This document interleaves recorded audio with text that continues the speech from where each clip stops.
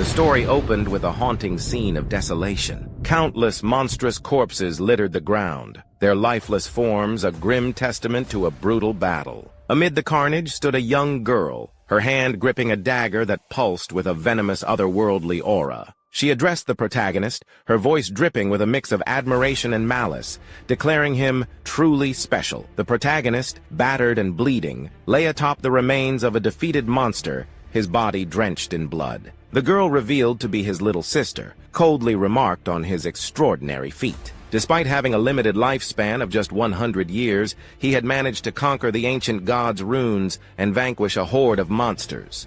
Yet she revealed her true intent. She had come to claim the artifact he had fought so hard to obtain, the Eye of Judgment. Despite his grievous injuries, the protagonist confronted her, his voice trembling with betrayal. He demanded to know why his little sister would turn against him at this pivotal moment. Her response was icy and disdainful. She revealed a truth that shattered him. He was not her blood brother, but merely an adopted child. With a sneer, she dismissed their familial bond, declaring that he had no right to call himself her brother. As she spoke, a blond man stepped forward. His tone was mocking yet calm as he addressed the little sister, chiding her for her harsh words. However, his true intentions were clear. He acknowledged the protagonist's usefulness, particularly his unwavering love for her, which they had exploited to secure the Eye of Judgment. The blond man, named Song Fei, revealed the depths of their deception. The Soul Reaper dagger the little sister wielded was designed to drain the protagonist's life force,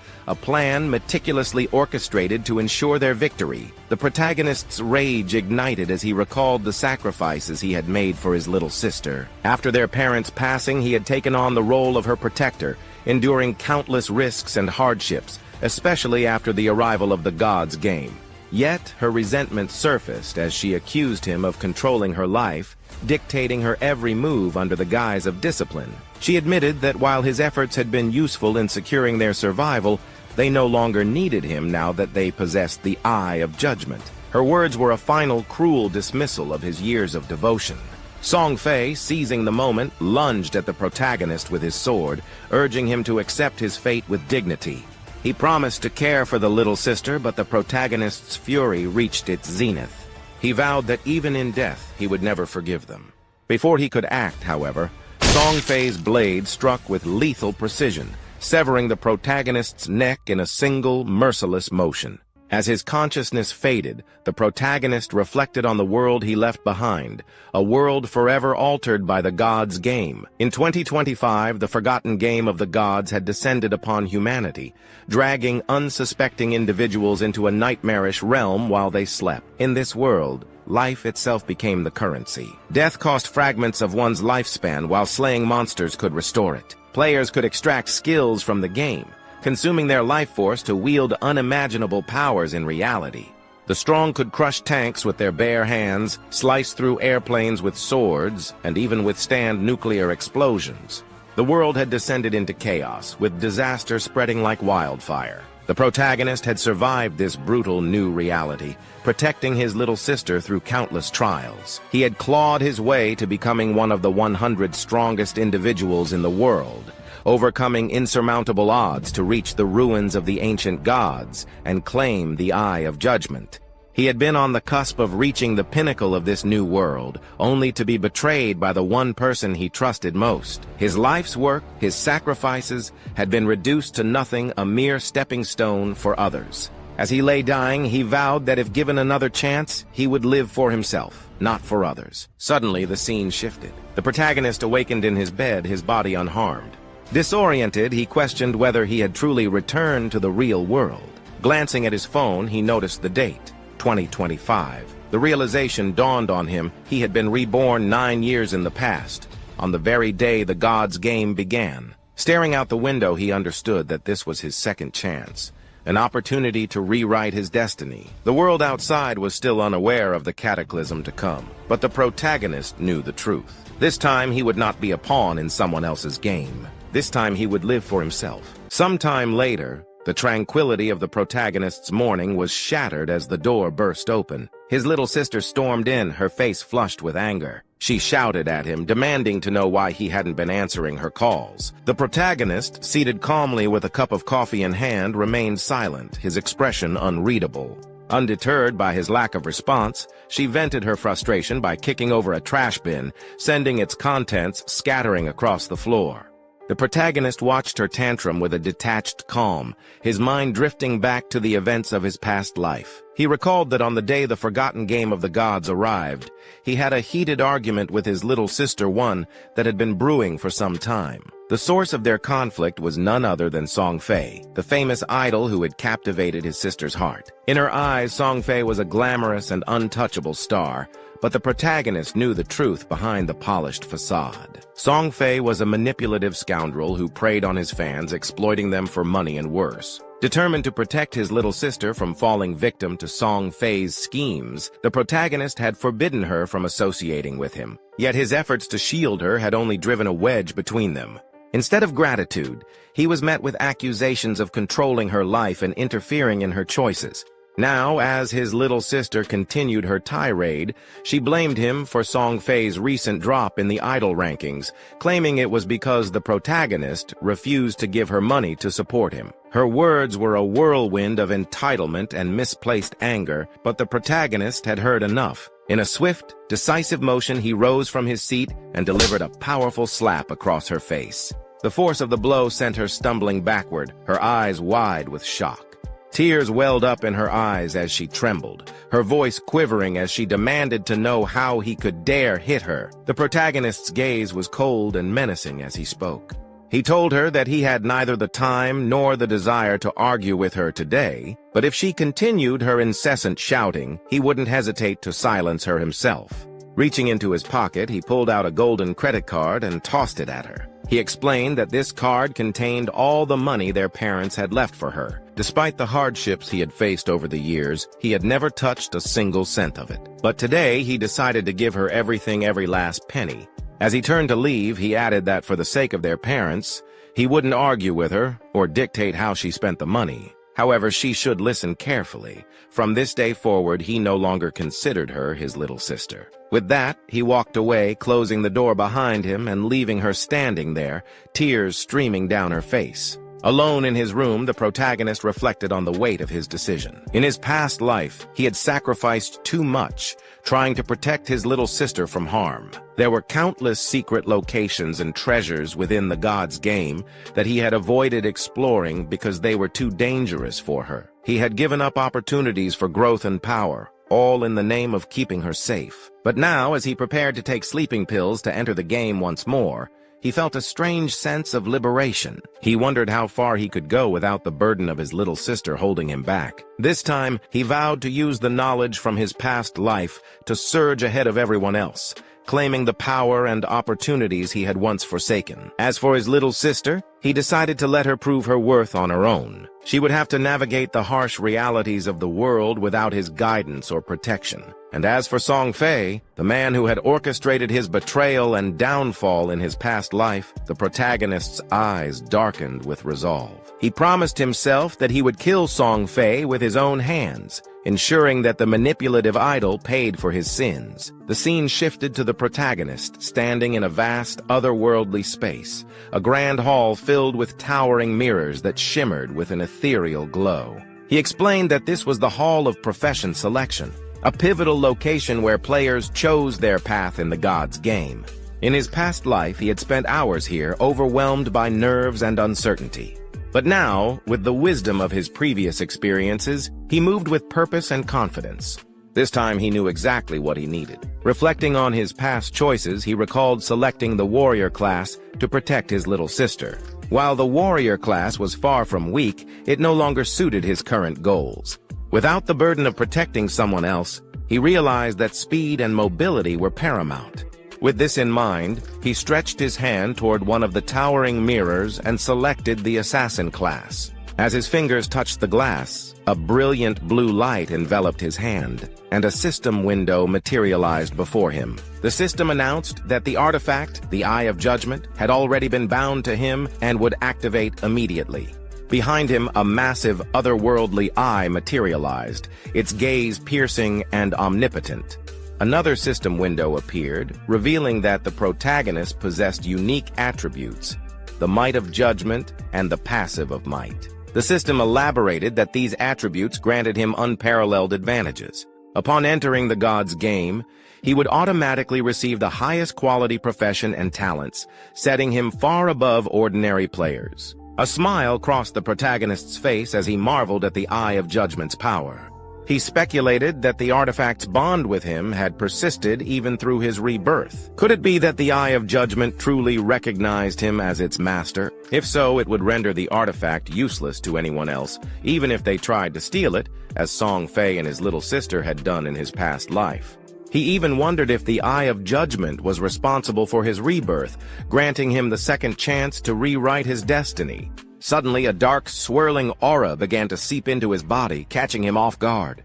The system congratulated him, announcing that he had unlocked a hidden profession. The class transformation process began, and the dark aura engulfed him completely. When it dissipated, the protagonist emerged transformed. His once black hair was now stark white, and an overwhelming aura radiated from him, signaling his newfound power. The system informed him that he had become a shadow, a high-level hidden assassin class, far superior to the warrior class he had chosen in his past life. The protagonist explained that the shadow class granted immense power immediately upon unlocking it, making it a rare and coveted profession. He touched his face, reflecting on the incredible luck, or perhaps fate, that had led him to this moment. When selecting a profession, there was always a slim chance of obtaining a hidden class.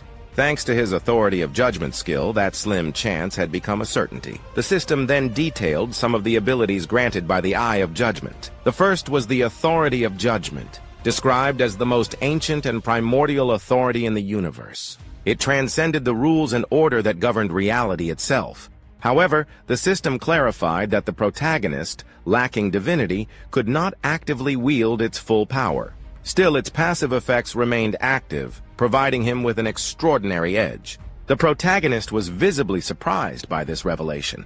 In his past life, it wasn't until the 7th year of the god's game that humanity learned of the existence of the power of order. A powerful individual had escaped the game world and reached the land of order, revealing the existence of this transcendent force. Yet, despite years of effort, no one had ever managed to obtain it. Now the protagonist realized that he possessed the original authority that nullified rules and order, a power that could reshape the very fabric of reality.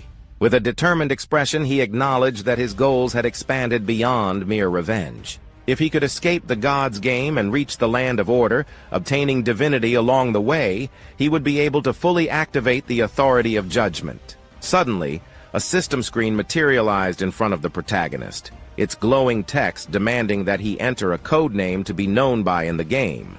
After a moment of contemplation, he decided on a name that reflected his newfound identity, Shadow. It was a fitting choice, he thought, given that his profession was born from the darkness itself. As he confirmed the name, the system acknowledged it, and a dark aura began to swirl around him. The system announced that he was about to enter the game world, Earth, abandoned by gods. The system elaborated on the grim reality of this world, a ruined land overrun by countless monsters that wreaked havoc everywhere. It warned him to tread carefully, as these creatures were relentless and would stop at nothing to tear him apart and steal his life. The system further explained that once he left the safety of the starter town and began slaying monsters, he would earn tradable life, a valuable resource. However, death in the game came at a steep cost. If he fell, half of his life, both tradable and non-tradable, would be deducted. The stakes were high, but the protagonist was undeterred. The scene shifted to his arrival in the starter village, a place known as Shelltown. The system explained that this was a peace zone, a sanctuary where monsters could not enter, and players were forbidden from attacking one another. Here the life loss rate was minimal, set at 1x. The protagonist took in his surroundings, noting the chaos as other players, freshly dragged into the game, scrambled to make sense of their situation. They murmured in confusion, asking how they had ended up here. Many recalled falling asleep only to wake up in the hall of profession selection, unaware of the nightmare they had been thrust into. The protagonist, however, remained focused. He observed the crowd, noting how quickly the game had drawn in so many people. He knew that soon, powerful individuals from various countries would emerge, seeking to reshape the world in their image.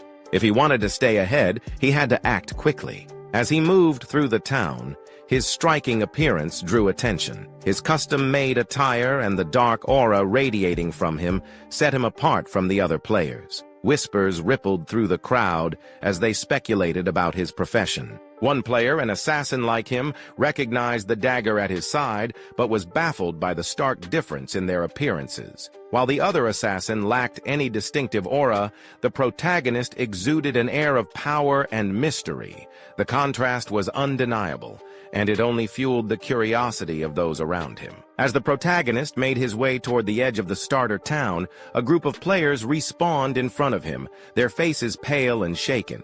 It seemed that death in the game didn't mean the end. Instead, players were transported back to the safety of Shelltown. The group consisted of 3 men and 1 woman, their frustration evident as they vented about their recent encounter with a level 1 creeper monster. One of the men lamented how a single bite from the creature had reduced his life by half, while another complained that their combined efforts had only managed to chip away 1/3 of the monster's health.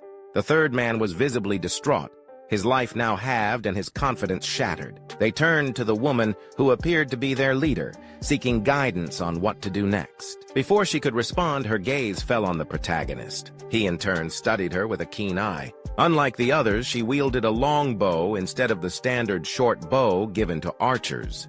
This detail didn't escape his notice, and he deduced that she must possess a hidden profession, a rare and powerful advantage. The woman, intrigued by the protagonist's imposing presence and unique attire, approached him with an offer. She suggested that they team up, reasoning that the monsters outside were too strong for any one person to handle alone. Since her group had already faced a monster, albeit unsuccessfully, they had some experience to share. The protagonist, however, couldn't help but inwardly chuckle at her reasoning. The only experience this group has is dying. Politely but firmly, he declined her offer, stating that he preferred to work alone. His refusal left the woman stunned, and the men in her group began to mutter among themselves. They questioned his arrogance, wondering how someone could believe they could take on the monsters alone when even 4 of them couldn't manage it. Despite their skepticism, the woman sensed that there was more to the protagonist than met the eye. Determined to uncover his secrets, she decided to check his status window. Her eyes widened as she read his codename, Shadow. She scoffed at what she perceived as pretentiousness, but couldn't shake the feeling that he was hiding something significant. Turning to her crew, she announced that they would follow the protagonist and observe his skills. Perhaps, she speculated, he had discovered some valuable information about the monsters that he was keeping to himself. With a sinister grin, she added that she couldn't wait to see how he fared or how he fell. The protagonist strode confidently toward the exit of Shelltown, with the blonde girl and her companions trailing cautiously behind him. Their movements were deliberate as they ducked behind a tree, their eyes fixed on his retreating figure. The blonde girl, her voice tinged with frustration, muttered to her team about the strangeness and danger of this world, abandoned by the gods. She admitted that she didn't fully understand why they had been dragged into this nightmare. However, as a seasoned online gamer, she had quickly formed a team to tackle the challenges ahead. Despite her experience, she hadn't anticipated how brutally the game would humble them. The very first monster they encountered outside the newbie village had annihilated them effortlessly, serving as a stark reminder of their unpreparedness. She concluded that such a monster was far beyond the capabilities of any level 1 player. The 2 men in her team couldn't help but speculate about the protagonist. One of them, an assassin like the protagonist, pointed out the glaring differences between them. While he wielded a standard dagger, the protagonist carried a short sword, a weapon that exuded lethality. The assassin also noted that the protagonist's speed was noticeably faster and that his attire was unlike anything they had seen, custom-made and radiating an aura of power. Observing these details, the blonde girl couldn't shake the feeling that the protagonist was an anomaly. She quietly resolved to follow him, hoping to glean valuable information that might give her team an edge. However, just as she was about to signal her team to move closer, the protagonist suddenly stopped and glanced over his shoulder. The blonde girl froze, her heart pounding as she wondered if he had spotted them. Before she could react, the protagonist activated a skill called Latent Image. A dark aura enveloped his body, and in an instant he vanished into thin air, as though he had never been there. The group stared in stunned silence, their minds struggling to process what they had just witnessed. The assassin in their team was the first to recover, explaining that the protagonist must have used the stealth ability, a basic skill for assassins. Yet, he admitted that the protagonist's version of the skill was far more impressive than anything he had seen. The blonde girl, shaken but determined, decided that following the protagonist was no longer an option. She suggested they return to the safety of the starter town to regroup and explore other avenues for leveling up. She reminded her team that venturing outside the newbie village was far too dangerous, especially since their lifespans had already been halved after their first death. The men agreed, speculating that the town might hold hidden rewards, such as treasure chests or NPCs with valuable information. They clung to the hope that there was still a way to grow stronger without risking their lives further. Meanwhile, the system provided an explanation of the skill the protagonist had just used. Latent Image allowed the user to enter an invisible state, rendering them undetectable to both enemies and allies. While invisible, the user's first strike after breaking stealth was significantly more powerful. Additionally, the invisibility mastery skill doubled the duration of the invisibility and increased the user's stealth level by 1. The protagonist himself was pleasantly surprised by the effectiveness of his shadow class abilities. Unlike ordinary assassins, whose stealth could be easily detected at level 1, his unique skills ensured that neither players nor monsters could sense his presence in the early stages of the game. As he moved away from the blonde girl and her team, the protagonist dismissed them as naive fools. He knew that the starter town offered no shortcuts to power. It was merely a refuge for players, a temporary sanctuary in a world where the weak were little more than prey for monsters. His focus remained unwavering as he continued his journey. His invisibility eventually wore off, and he noted that while the skill's duration was short, its cooldown began the moment it was activated, allowing him to vanish again in mere seconds. A system screen materialized in front of him, displaying his current status. His code name, Shadow, and his profession, Shadow, were prominently displayed. At level 1, he possessed a non-tradable lifespan of 75 years and a tradable lifespan of 0 years.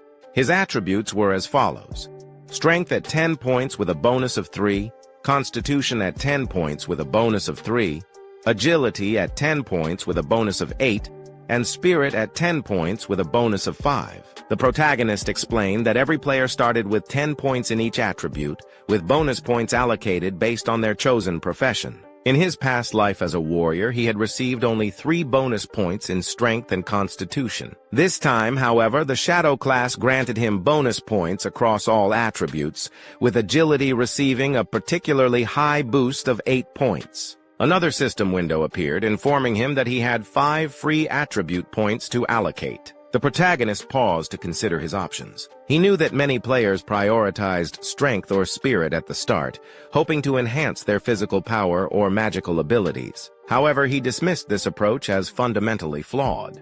In a world where even a single monster attack could be fatal, raw power meant little without the speed to avoid damage. With this in mind, he allocated all 5 points to agility, boosting it to 10 points with a total bonus of 13. The system confirmed the allocation, and the protagonist felt a surge of satisfaction. He explained that agility was the key to survival in the early stages of the game. No matter how much one invested in strength or spirit, a single hit from a monster could spell doom. By maximizing his speed, he could outmaneuver his enemies, striking without taking damage. As the protagonist moved forward, his sharp senses picked up on a faint guttural noise. He paused, his gaze narrowing as he scanned the area ahead. There, lurking in the shadows, was a grotesque creature, a level 1 creeper, its grade marked as normal by the system. The monster's twisted form and eerie sounds sent a chill through the air, but the protagonist remained calm. He recognized this creature as the same one that had decimated the blonde girl's team earlier. Its body bore the scars of their futile struggle. wounds that suggested they had managed to inflict some damage before being overwhelmed. The creeper, sensing the protagonist's presence, lunged at him with a guttural snarl. Yet the protagonist didn't flinch. He sidestepped the attack with effortless grace, his movements fluid and precise. As he evaded, he explained that creeper monsters were notorious for their insatiable hunger for life force.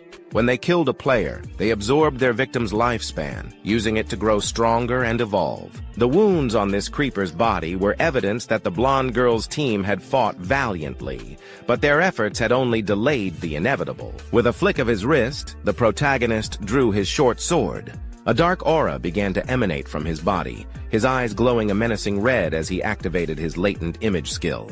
In an instant, he vanished from sight, leaving the creeper bewildered and disoriented. The monster snarled, its head swiveling as it searched for its elusive prey. Unbeknownst to it, the protagonist was already above, poised to strike. He deactivated his stealth just as he descended, his blade slicing through the air with lethal precision. This technique, known as break stealth, capitalized on the enhanced attack power granted by the latent image skill, delivering a devastating blow. The system immediately confirmed the success of his attack, a scream materializing to display the damage dealt, a staggering 174 points.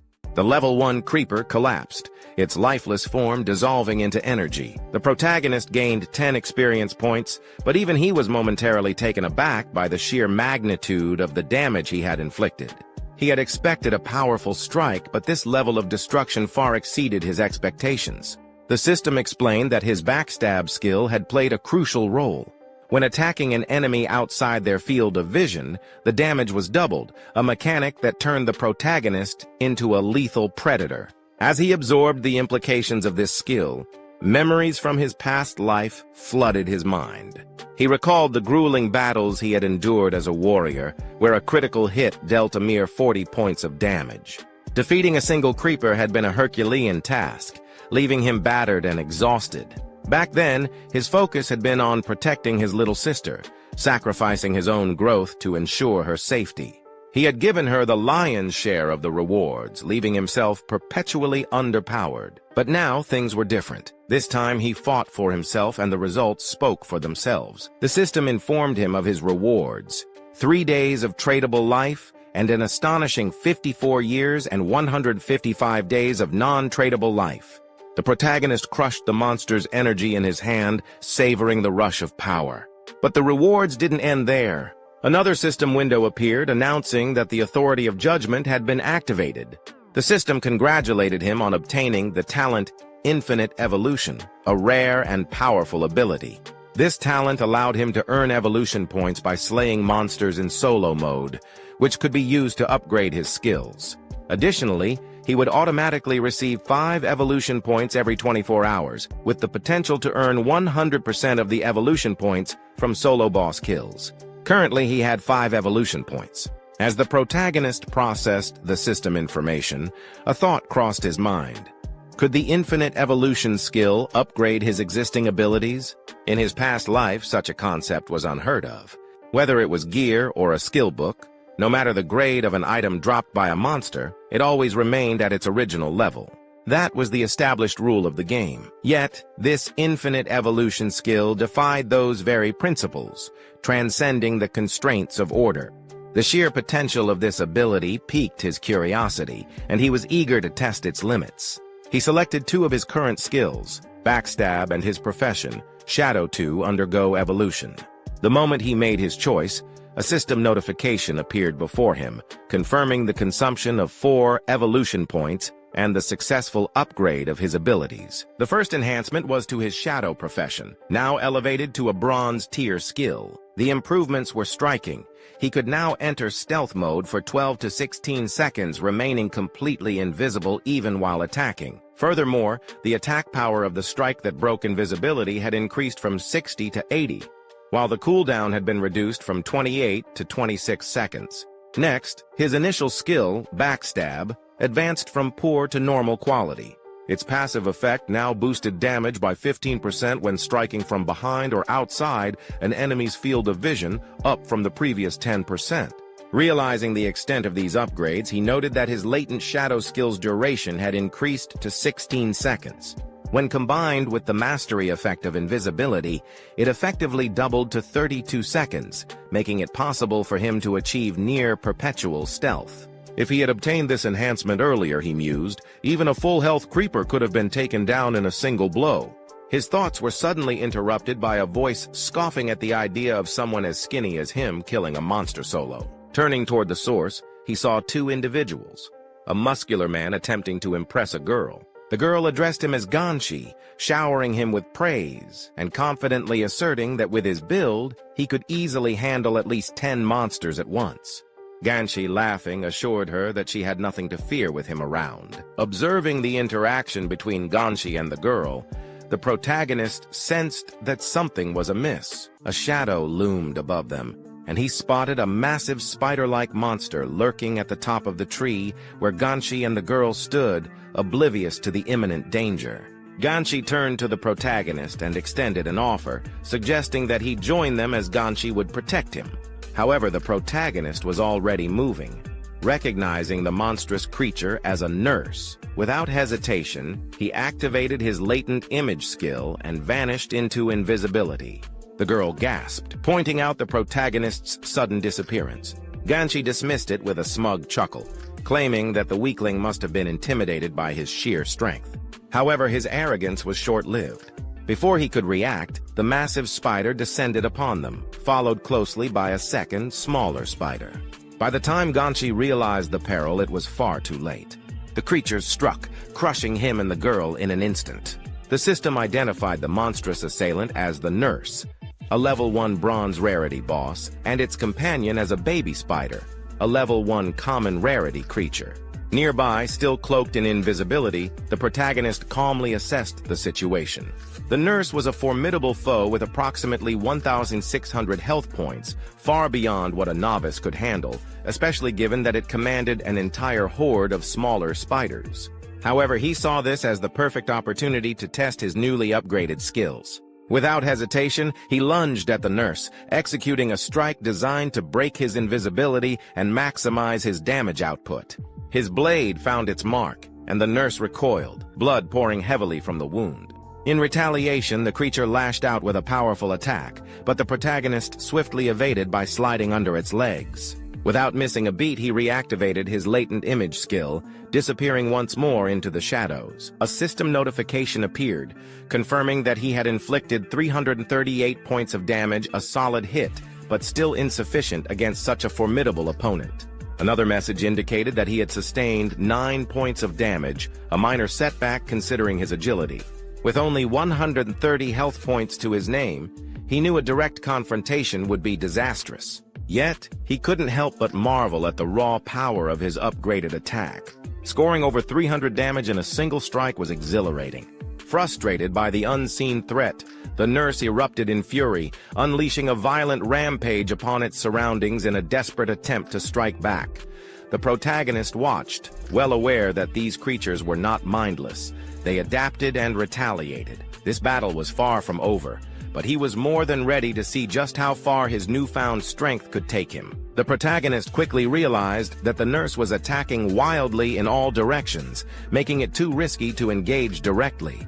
With the baby spider also on high alert, a frontal assault was out of the question. Instead, he decided to test a new approach. As the Nurse prepared to take off, launching its web to escape, a high-speed rock suddenly struck its abdomen, leaving a gaping hole. A system notification confirmed that the attack had dealt 299 points of damage. The protagonist explained his strategy, leveraging the extra damage triggered by breaking invisibility alongside his upgraded skills. Since the system treated thrown objects as legitimate attacks, each stone he hurled was just as effective as a direct strike.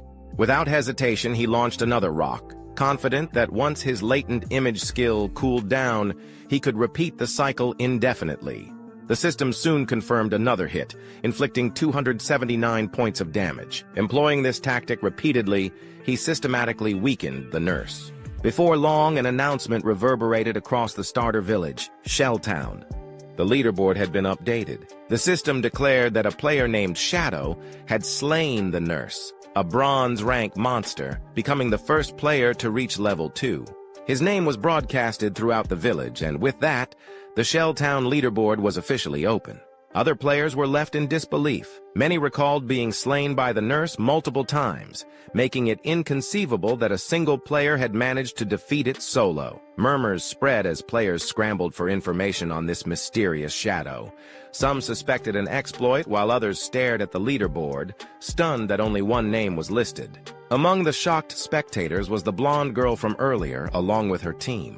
She struggled to comprehend how a level 1 player could take down a boss-tier monster alone.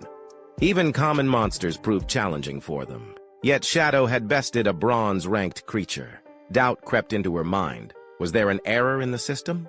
Gonchi and his companion, the very ones who had perished to the nurse, were equally dumbfounded. They couldn't fathom how someone had defeated the massive spider while also dealing with its swarm of minions. The girl suddenly recalled the hooded figure they had dismissed earlier. Could he be Shadow?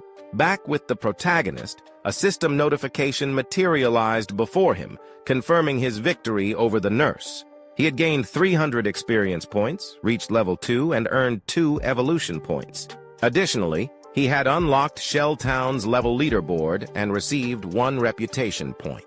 The entire town had been notified of his feat. As the nurse's body disintegrated into energy, he remarked that once the boss was slain, the remaining spiders scattered in fear. However, he regretted not eliminating them first, missing out on valuable experience points. Another system notification appeared, revealing his newly acquired rewards: 46 days of transferable life, a bronze-tier skill book called Hand of Avarice, and a corrosion dagger, a bronze-tier weapon that boosted attack power by 35 points and agility by 4. Additionally, he gained 2 more evolution points. Intrigued by Hand of Avarice, he focused on the skill book. The system explained that it was an assassin-exclusive ability, allowing the user to extract additional loot from monster corpses with a 20% success rate. The only requirement was that the player must be at least level 1. He marveled at his unexpected fortune. Who would have thought that a bronze-rank boss would drop such a rare and powerful skill? This ability could drastically enhance his equipment acquisition rate. He recalled a player from his past life, God of Sin, who, despite his mediocre combat abilities, had become one of the most renowned figures in the game solely due to Hand of Avarice. His influence had grown to the point where he had an exclusive bodyguard. A sudden realization struck the protagonist. If Hand of Avarice had a 20% success rate, what would happen if he combined it with his infinite evolution talent? Theoretically, he could not only boost the odds, but also increase the amount of loot obtained. The thought filled him with anticipation. The scene transitioned back to the real world, where students were making their way to school. Among them was the protagonist's younger sister, walking alongside her friend. As they walked, the friend urged her to call her brother and apologize, reminding her that they had skipped an important exam the previous day to secretly support Song Fei. She emphasized that their brother must be furious. However, the younger sister dismissed the idea, insisting that she had done nothing wrong and saw no reason to apologize. In her eyes, it was her brother's interference that had caused them to miss Song Fei's entry time. If anyone should be apologizing, she argued, it should be him. Her friend tried to reason with her, pointing out how good her brother had always been to her. She even admitted to envying her for having such a caring sibling.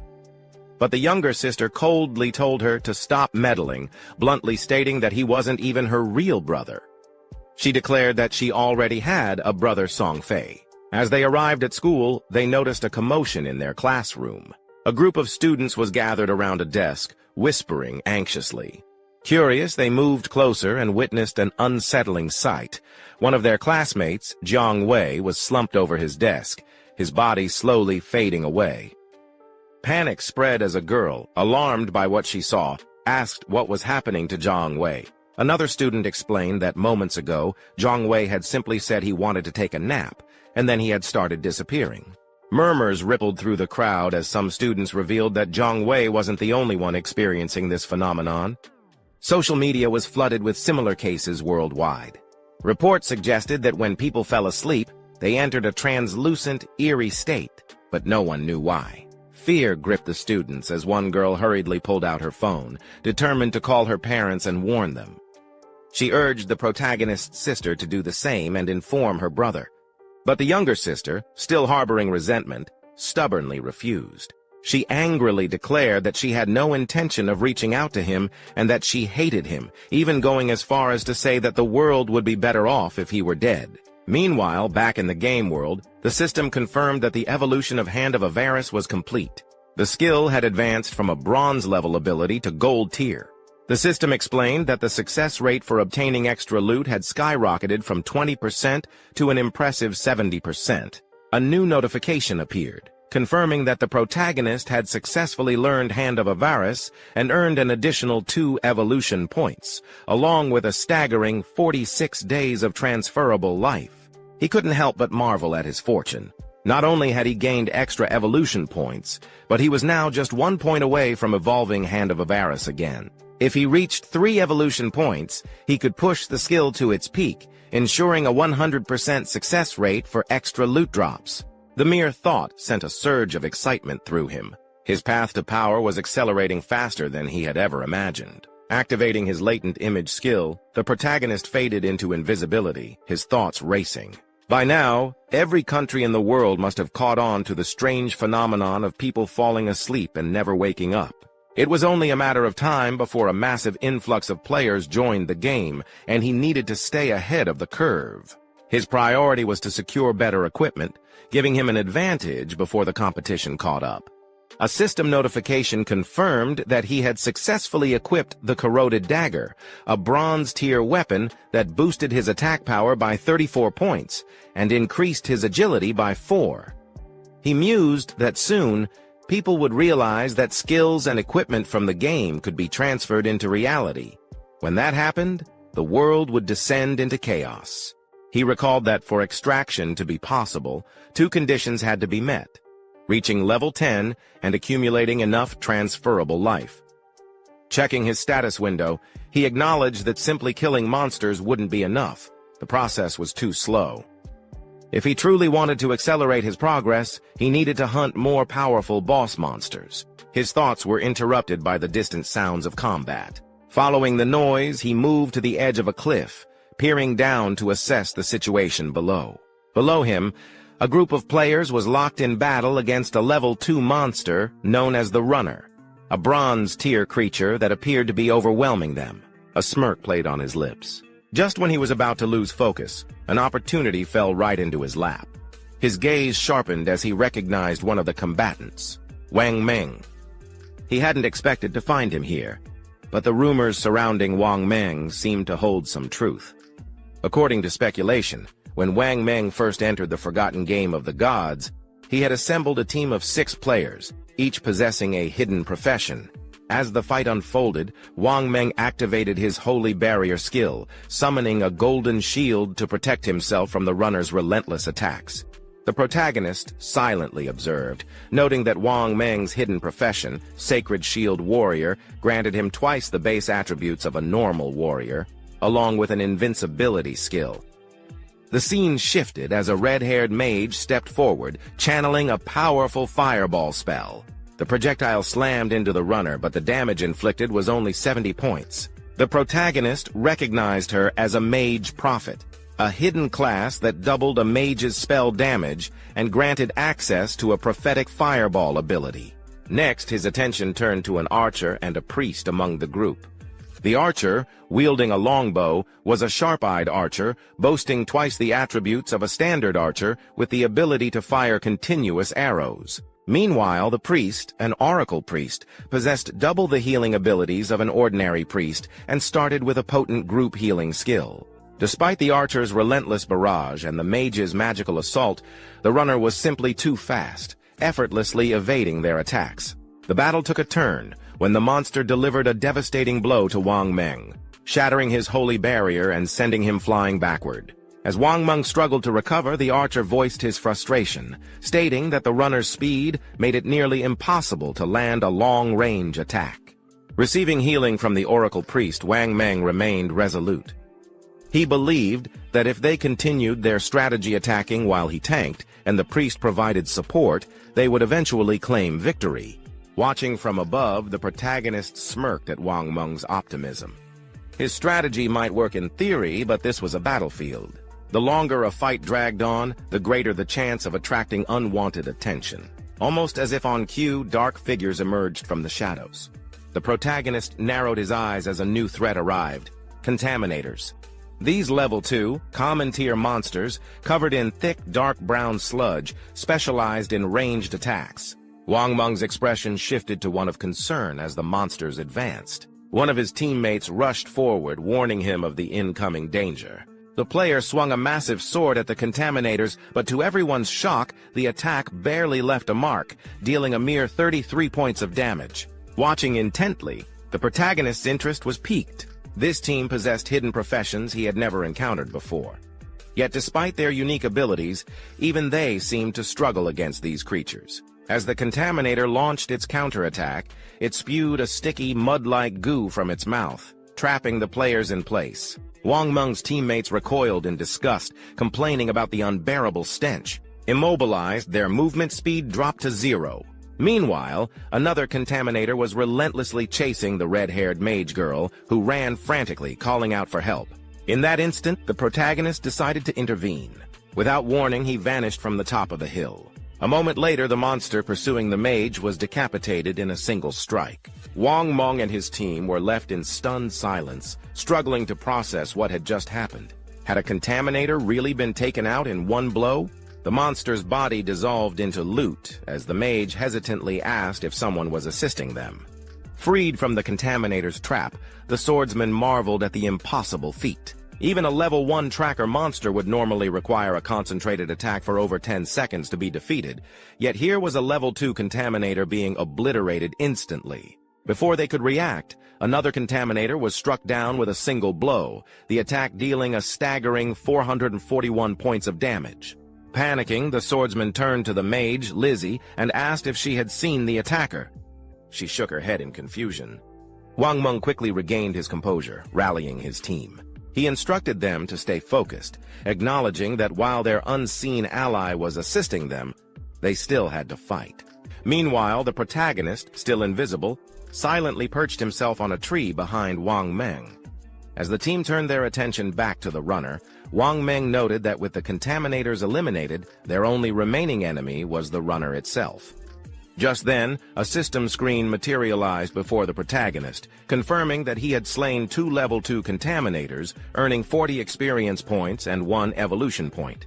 Additionally, the system notified him that he had acquired a new skill book, Poison Dart, a standard-level assassin skill.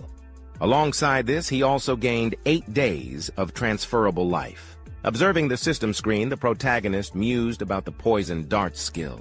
It was a mid to long-range attack that inflicted continuous damage, an exceptionally useful skill for an assassin.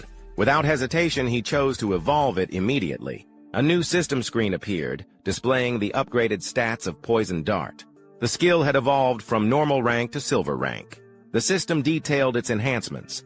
Poison Dart could now be thrown up to a range of 14 meters, dealing a base attack damage of 120 upon impact. Additionally, it would instantly inflict a poison status on the target, causing 50% continuous damage per second for 5 seconds. Though the effect could not stack, the ability had a mere 5-second cooldown and required the user to be at least level 2 to learn it. The protagonist smirked at his newfound power. With this skill, he could eliminate enemies before they even realized what hit them. Wang Meng's battle, however, was turning into a nightmare. The runner monster completely dominated him, its speed and strength far exceeding his own. As he raised his shield to block, the creature's claws tore into his side, piercing flesh with brutal precision. Before he could recover, the beast struck again, its talons sinking deeper into his body and lifting him off the ground like a rag doll. His shield clattered to the floor and a cry of agony escaped his lips. His teammates watched in stunned horror as the healer rushed forward, attempting to mend his wounds, but to no avail. With the monster's claws still embedded in his flesh, the healing magic had no effect. Blood dripped from Wang Meng's mouth as he mustered the strength to order his team to flee. But before they could react, a high-speed projectile shot through the air, slamming directly into the monster's face with devastating force. The impact alone inflicted a staggering 845 points of damage, sending the beast reeling in pain. Wang Meng's teammates were left in shock as they watched the boss monster's health plummet by half in mere seconds. Yet the assault was far from over. Blood poured from the wound in an unrelenting stream, weakening the creature further. It convulsed violently, finally releasing Wang Meng's battered body, which collapsed onto the ground. Desperate to survive, he struggled to crawl to safety, but the monster continued to wail, its condition worsening by the second. Its health drained at a constant rate of 324 points per second, until, at last, the beast crumpled to the ground, succumbing to the relentless damage. At that moment, a system screen materialized before the protagonist, displaying the results of his strike. The damage he had inflicted accounted for over 90% of the boss monster's total health, securing the loot rights entirely for himself. The system acknowledged his victory, announcing that he had slain a runner boss, a bronze-level creature, earning him 600 experience points. A second notification congratulated him on reaching level 3 and rewarded him with 2 evolution points, along with 55 days of transferable life. Standing with an aura of effortless dominance, the protagonist assessed the outcome. He hadn't expected the poison dart's continuous damage effect to work so seamlessly with his break invisibility skill and overall class mechanics. The realization struck him. By leveraging his stealth abilities, he could remain unseen indefinitely, throwing poison darts endlessly. This strategy would make him an unstoppable force in both early and mid-game stages, ensuring that no monster could stand against him. Meanwhile, Wang Meng remained in shock, watching as the boss monster disintegrated into loot before his eyes. The pain from being impaled was so excruciating, so disturbingly real, that for a moment he questioned whether this was truly a game. His thoughts were interrupted when, almost instantly, the loot vanished before him, snatched away in the blink of an eye. It was the work of the elusive aura farmer, moving so fast that Wang Meng hadn't even seen him. Struggling to his feet, Wang Meng lowered his head in gratitude. "I may not know who saved us," he admitted, "but I'm thankful." From the shadows, the protagonist's voice rang out, keeping his identity concealed. "You shouldn't be so trusting of others," he warned, "especially in a wilderness like this." Wang Meng nodded, absorbing the lesson. "I understand. Thank you for the reminder," he replied. "I won't disturb you while you check your loot. My name is Wang Meng. If you ever need help in the future, don't hesitate to ask." Meanwhile, his surviving teammates embraced each other in relief, overwhelmed by the fact that they had made it through such a harrowing ordeal. Back to the protagonist, he stood silently, holding the loot orb in his hand, contemplating his next move. He acknowledged that Wang Meng was not only a reliable and capable ally, but also someone with the official backing of Desha, making him incredibly well-connected and wealthy. This realization sparked an idea. He needed a stable sales channel where he could offload excess gear and items he didn't need. Activating Hand of Avarice on the loot, a system notification materialized before him, congratulating him on obtaining 3 evolution points and an additional 55 days of transferable life. Along with these rewards, he had also acquired a bronze-tier item, the running leather leggings. The system detailed its benefits. Equipping the gear would boost his physical defense by 9 points, enhance all elemental resistances by 5 points, and improve cooldown speed by 15%. The only requirement was being level 2, which he had already surpassed. Evaluating his current stock, he noted that his harvest had been exceptional, and his inventory was filled with equipment from multiple classes. He decided that once his backpack reached capacity, he would head back to Shelltown to trade excess gear for more transferable life. With a cold and calculating gaze, he acknowledged that his current growth rate far exceeded his previous life's progress. A sinister smirk crossed his face as he declared to himself, "Songfei, I'll be coming for you soon." The scene transitioned to a group of struggling players locked in a desperate battle against contaminators and runner-type monsters. Their situation was dire as the creatures overwhelmed them. One of the players, seeing no hope, urged his comrades to flee as more monsters closed in. However, before they could attempt an escape, they froze in sheer terror. A towering monstrosity loomed before them, its grotesque form radiating an oppressive aura of menace. Before they could react, the creature launched a brutal attack. Parts of its body shot outward like arrows, piercing the players with unrelenting speed and killing them instantly. Moments later, the players reappeared in the starter village, Shelltown, having been forcibly respawned. Frustration boiled over as they cursed their fate, lamenting the unfairness of the game. They questioned why monsters always appeared in relentless packs, and fled just as their health dwindled, showcasing an alarming level of intelligence. One of the respawned players raised a pressing concern. How were they supposed to leave the game when they couldn't even reach level 3? Another player explained the grim reality. Exiting the game was only possible after reaching level 3. This meant they needed to level up, and fast. One of them suggested forming a larger group, possibly 6 to 10 players, for more effective progression. However, another quickly dismissed the idea, revealing that he had once witnessed a group of 10 being slaughtered by a massive horde of monsters. A third player interjected, warning that an overly large team would attract the attention of boss monsters. He recounted a chilling tale. He had just seen a group of 40 players unintentionally summon a boss monster known as the Damned, which wiped out 30 of them with a single devastating skill. Elsewhere, a blonde girl and her team also found themselves respawning in Shelltown. Frustration and fear were etched across their faces. If they couldn't even reach level 3, they would be trapped in the game indefinitely. The blonde girl clenched her fists, gritting her teeth as she expressed her growing despair. She theorized that since they had all entered the game after falling asleep, it was only their consciousnesses that were present here. If they couldn't escape, their real-world bodies would eventually succumb to starvation. The mere thought sent a shiver down her spine. One of her teammates, an assassin, spoke with a worried expression, reminding them that they had already died 3 times and had less than 10 years of tradable life left. Before he could finish his sentence, the blonde girl cut him off, her tone firm. Dying again was simply not an option. Just then, the Shelltown leaderboard system flashed into existence above them, displaying the current player rankings. Their eyes widened in disbelief. At the top of the list stood their mysterious Shadow Guy, the protagonist, who had already reached level 3. He was followed by Wang Meng and Balala, both still struggling at level 1. The blonde girl's mind raced.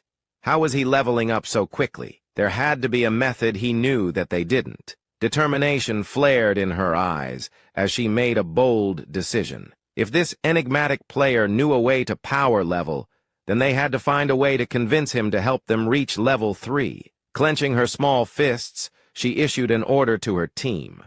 Spread the word.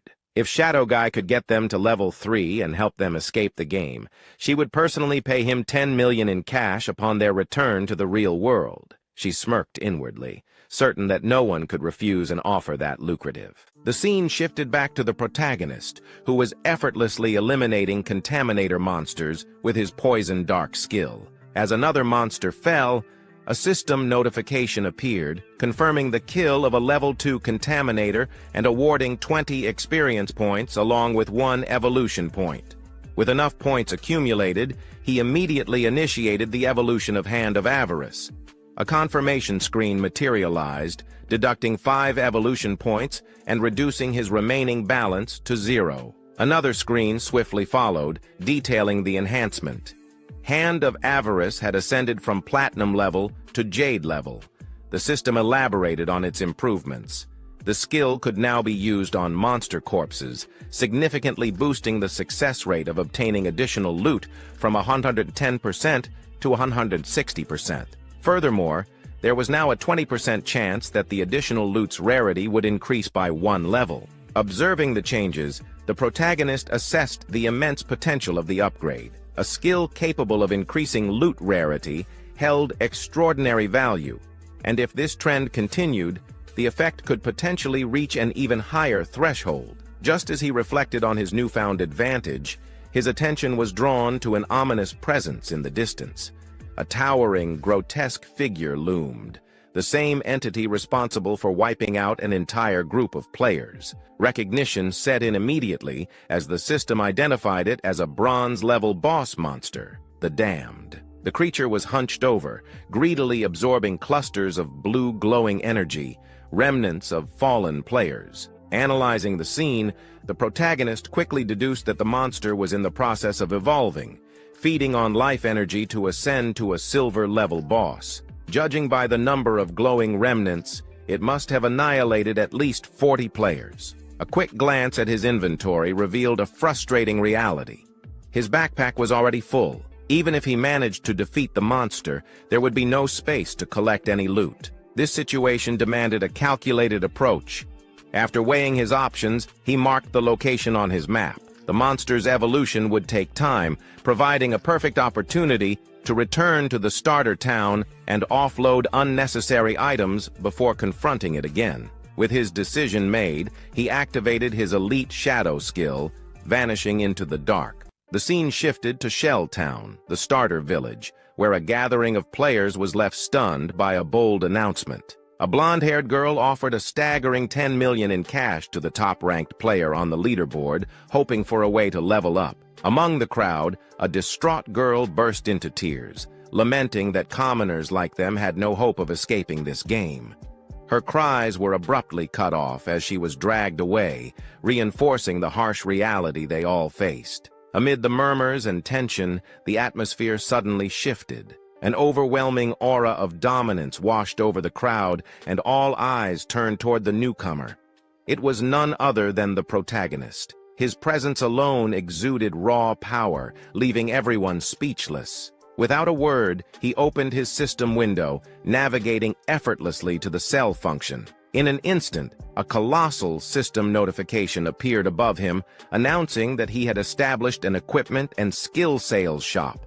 The message further stated that the shop would only remain active for 10 minutes, urging players to act quickly. Seated with a calm and composed demeanor, the protagonist displayed a collection of glowing orbs, the spoils of countless battles. Panic rippled through the gathered players, their voices rising in confusion and amazement. Some wondered when he had even arrived, while others were shocked to see him casually carrying 2 sets of bronze gear, yet still offering more for sale. Then, realization struck as they checked his username. This was Shadow, the legendary #1 player. Yet, despite his prominence, none could see his face, a mystery explained by the game's hide face function. One player noted that since in-game appearances mirrored real-life looks, the protagonist must be deliberately concealing his identity. Breaking through the murmurs, a woman stepped forward. Judging by her attire and physique, she was undoubtedly a mage. Without hesitation, she inquired about the price of the ice cone spell. The protagonist responded bluntly. It cost 100 days of tradable life. Internally, he recognized her as Grey Rose, currently ranked 11th in Shelltown's leaderboard. He also noted that she, too, had activated the hide face function. Grey Rose hesitated before attempting to negotiate. She argued that 100 days was too steep and asked if he could lower the price. However, the protagonist remained firm. He explained that Ice Cone was a fundamental skill for mages, significantly boosting early-game monster elimination efficiency. Given its value, 100 days of tradable life was already a bargain. She then asked if he would accept real-world money instead, but the protagonist refused, suggesting that if she had cash, she should buy tradable life from others and return when she had enough. After a moment of contemplation, Grey Rose turned to her teammates for input. They consisted of 2 other players who quickly supported her decision.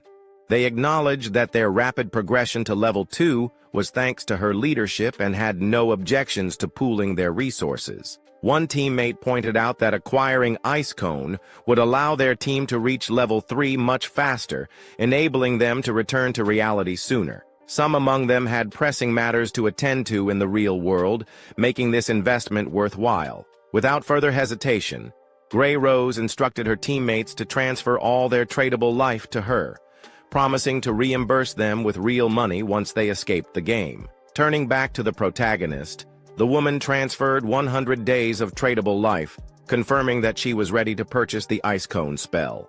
The protagonist quickly assessed the situation, reasoning that for a level 2 team to have come this far, They must have slain at least 30 to 40 tracker monsters, meaning their total tradable life far exceeded 100 days. The system promptly verified the transaction, announcing that the protagonist had successfully sold the ice cone spell and gained 100 days of tradable life, increasing his total from 268 days to 368 days. As the woman turned to leave, a familiar presence interrupted. The blonde girl from earlier rushed up to him, her face brimming with self-satisfaction. With an air of superiority, she declared that she had finally found him. Smirking, she arrogantly offered him an opportunity. If he boosted her to level 3, she would reward him with 10 million in cash once they returned to reality. The nearby players gasped in shock, murmuring amongst themselves about the rumors being true. The idea of earning 10 million with such ease seemed unreal. She continued, boasting about her background. Her father, she claimed, was the president of Jong Industries, so there was no need for him to doubt her ability to pay. The protagonist, however, remained unfazed. He processed the situation carefully, recognizing her true identity, Zhang Li. In his past life, she had been the leader of a notorious criminal syndicate, later eradicated by authorities. Reports had exposed her tactics, luring people in with offers of cash in exchange for tradable life, only to kidnap and enslave them. Those who resisted met gruesome fates in the real world. With a cold, unwavering expression, the protagonist rejected her offer outright, telling her to get lost. Shen Kaili stood frozen in disbelief. She couldn't comprehend why someone would refuse such a golden opportunity. Frustration flickered across her face as she warned him that despite his current strength in the game, no one truly understood what was happening.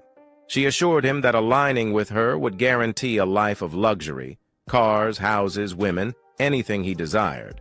But the protagonist remained unmoved. If she wasn't there to buy something, she needed to leave. Internally, he knew the reality of the situation. Cash was about to become worthless soon. Tradable life would be the only currency that mattered. Shen Kaili's expression twisted with rage. She lashed out, calling him an ungrateful fool and insisting she was doing him a favor.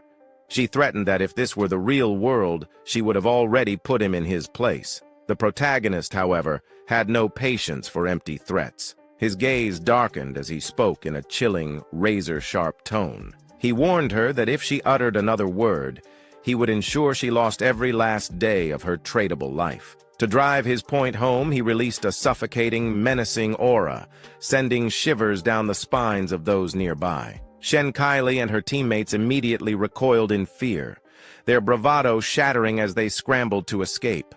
The remaining players stood in confusion, wondering what had terrified them so much. With the disturbance dealt with, the protagonist resumed his sales. The system confirmed another successful transaction. A dim light tunic had been sold, earning him 19 more days of tradable life. His total now stood at 546 days. The players who had purchased from him marveled at their newfound strength, but the protagonist had already shifted his focus elsewhere.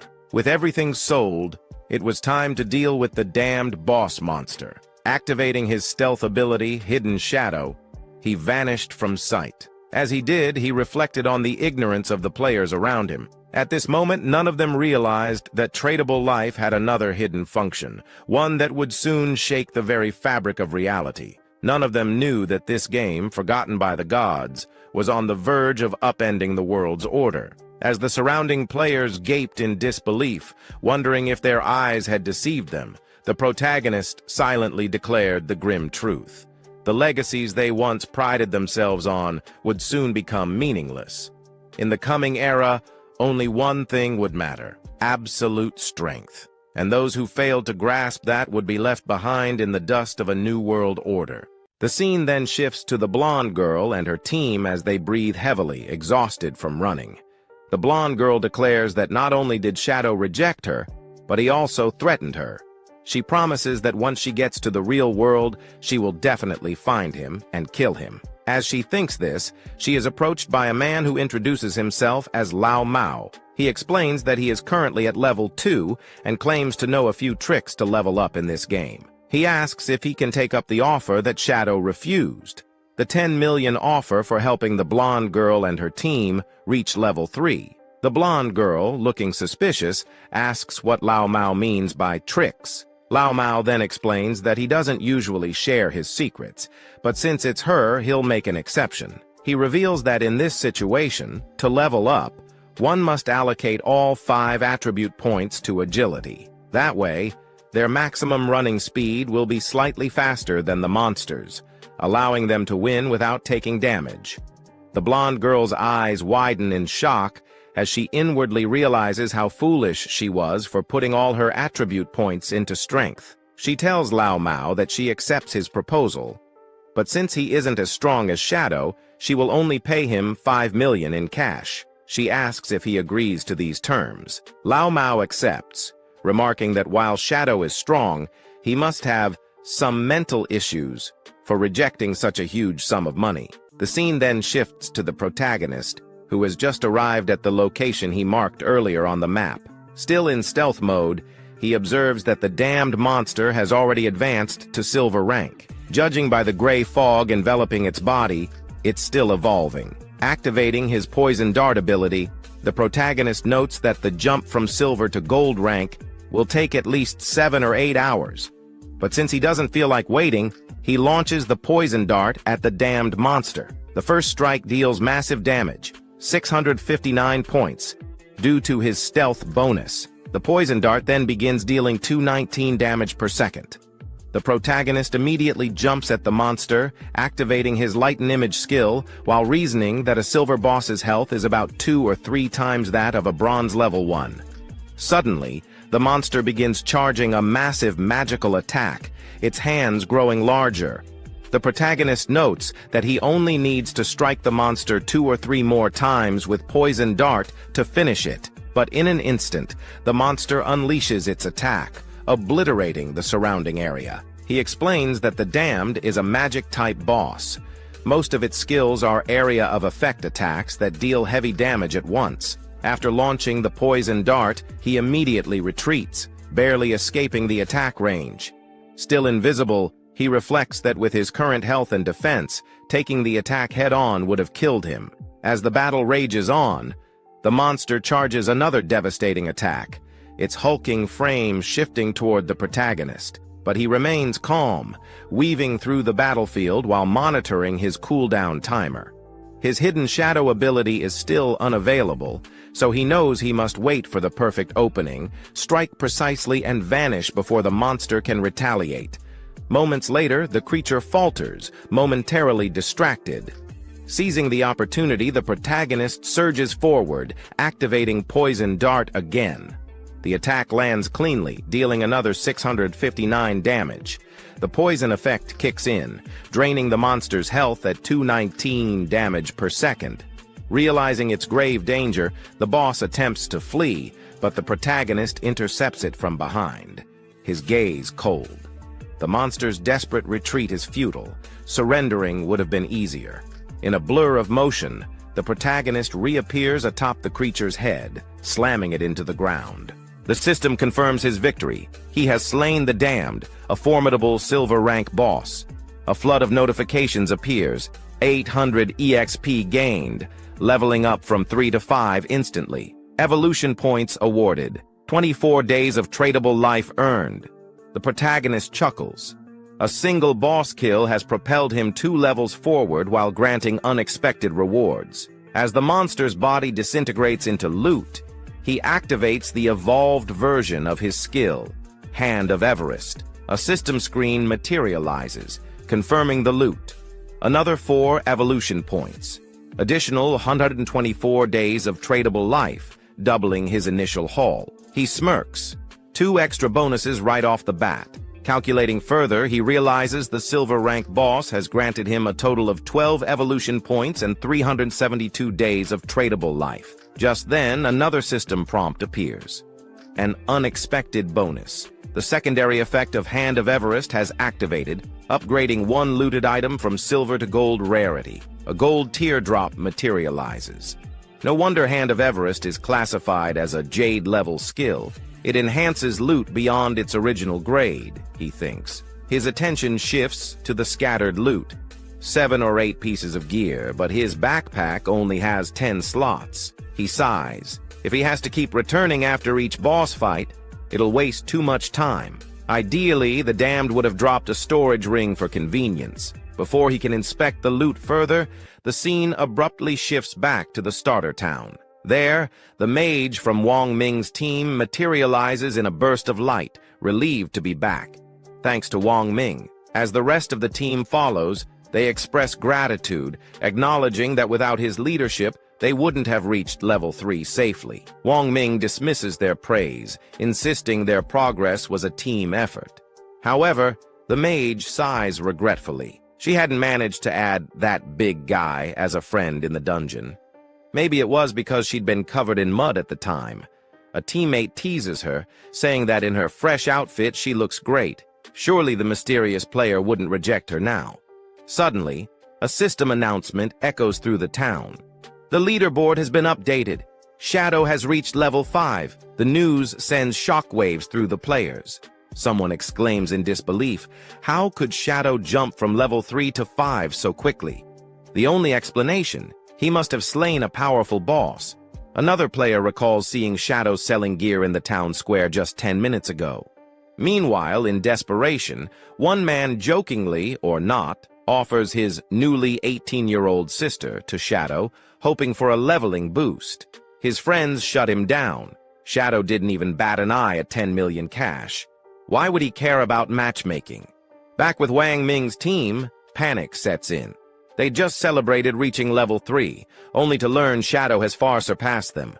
Wang Ming remains calm, urging them to log out, return to reality, and warn their families about the game's horrors. As their bodies fade, the system confirms their logout. Wang Ming's final words are grave. If the world is descending into chaos, they must at least prepare their loved ones. The scene shifts to the real world. Wang Ming's eyes snap open.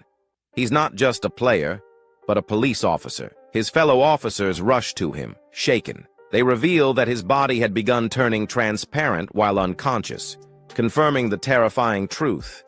Death in the game means erasure in reality. Wang Ming shouts for everyone to gather. Something serious has happened. The camera pans out, revealing he's in a hospital. The stakes are far higher than anyone imagined. Inside a police station, where a serious discussion is taking place, a commanding voice cuts through the room, questioning Wang Ming about his report. According to him, he and his team had formed a party, and remarkably, each member possessed a hidden profession, a significant advantage in the game. Yet despite this, they were nearly wiped out by a single monster. It was only thanks to an unknown player, Shadow, that they were saved at the last moment. Wang Ming confirms that everything in his report is accurate. He then elaborates on Shadow's astonishing progress. When Shadow intervened, he had only been at level 3. However, by the time Wang Ming and his team managed to reach that same level, Shadow had already advanced to level 5, an unprecedented leap of 2 whole levels. This revelation sparks concern among the higher-ranking officers. One of them raises the obvious question. Does this mean Shadow is now the strongest player in the world? How did he manage to level up so quickly? The speculation begins, and Wang Ming offers a possible explanation. Perhaps Shadow defeated a high-level boss monster or accomplished something equally extraordinary. Another officer, intrigued by the details, points out a peculiar inconsistency. Based on Wang Ming's account, Shadow was already level 3 when he rescued them. If that was the case, why hadn't he logged out like the rest of them? Could it be that Shadow had no close family or friends waiting for him in the real world? No reason to return? Wang Ming admits he has no concrete information about Shadow or his real identity. At that moment, a female officer interjects with a bold theory. She suggests that Shadow might be a transmigrator, one of those rare individuals who seemingly appear out of nowhere, rapidly gaining strength as if they were destined to become powerful.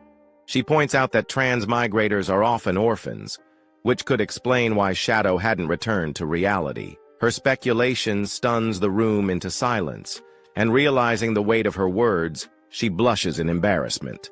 The high-ranking officer, unimpressed, calls her by name, Anyu, and tells her to stop making jokes during such a serious discussion. He dismisses her theory, remarking that she's been reading too many novels. However, shifting back to the main topic, the officer shares critical information. According to classified reports from the higher-ups, researchers have been investigating a disturbing pattern. Many older individuals have been mysteriously dying in their sleep. When the data was cross-referenced with people who had returned from the forgotten game of the gods, a terrifying conclusion emerged. Those who had perished in their sleep had also died multiple times within the game. This revelation confirms a horrifying truth. If a player's lifespan reaches 0 in the game, they don't just die there, they die in reality as well. One of the officers voices his concern, calling the forgotten game of the gods an anomaly, something far beyond their current understanding. The head officer agrees, suggesting that what they are witnessing might be an invasion by unknown higher-dimensional beings. The implications are staggering, and the room falls into a heavy silence as the weight of this possibility sinks in. Without hesitation, the head officer shifts to urgent matters.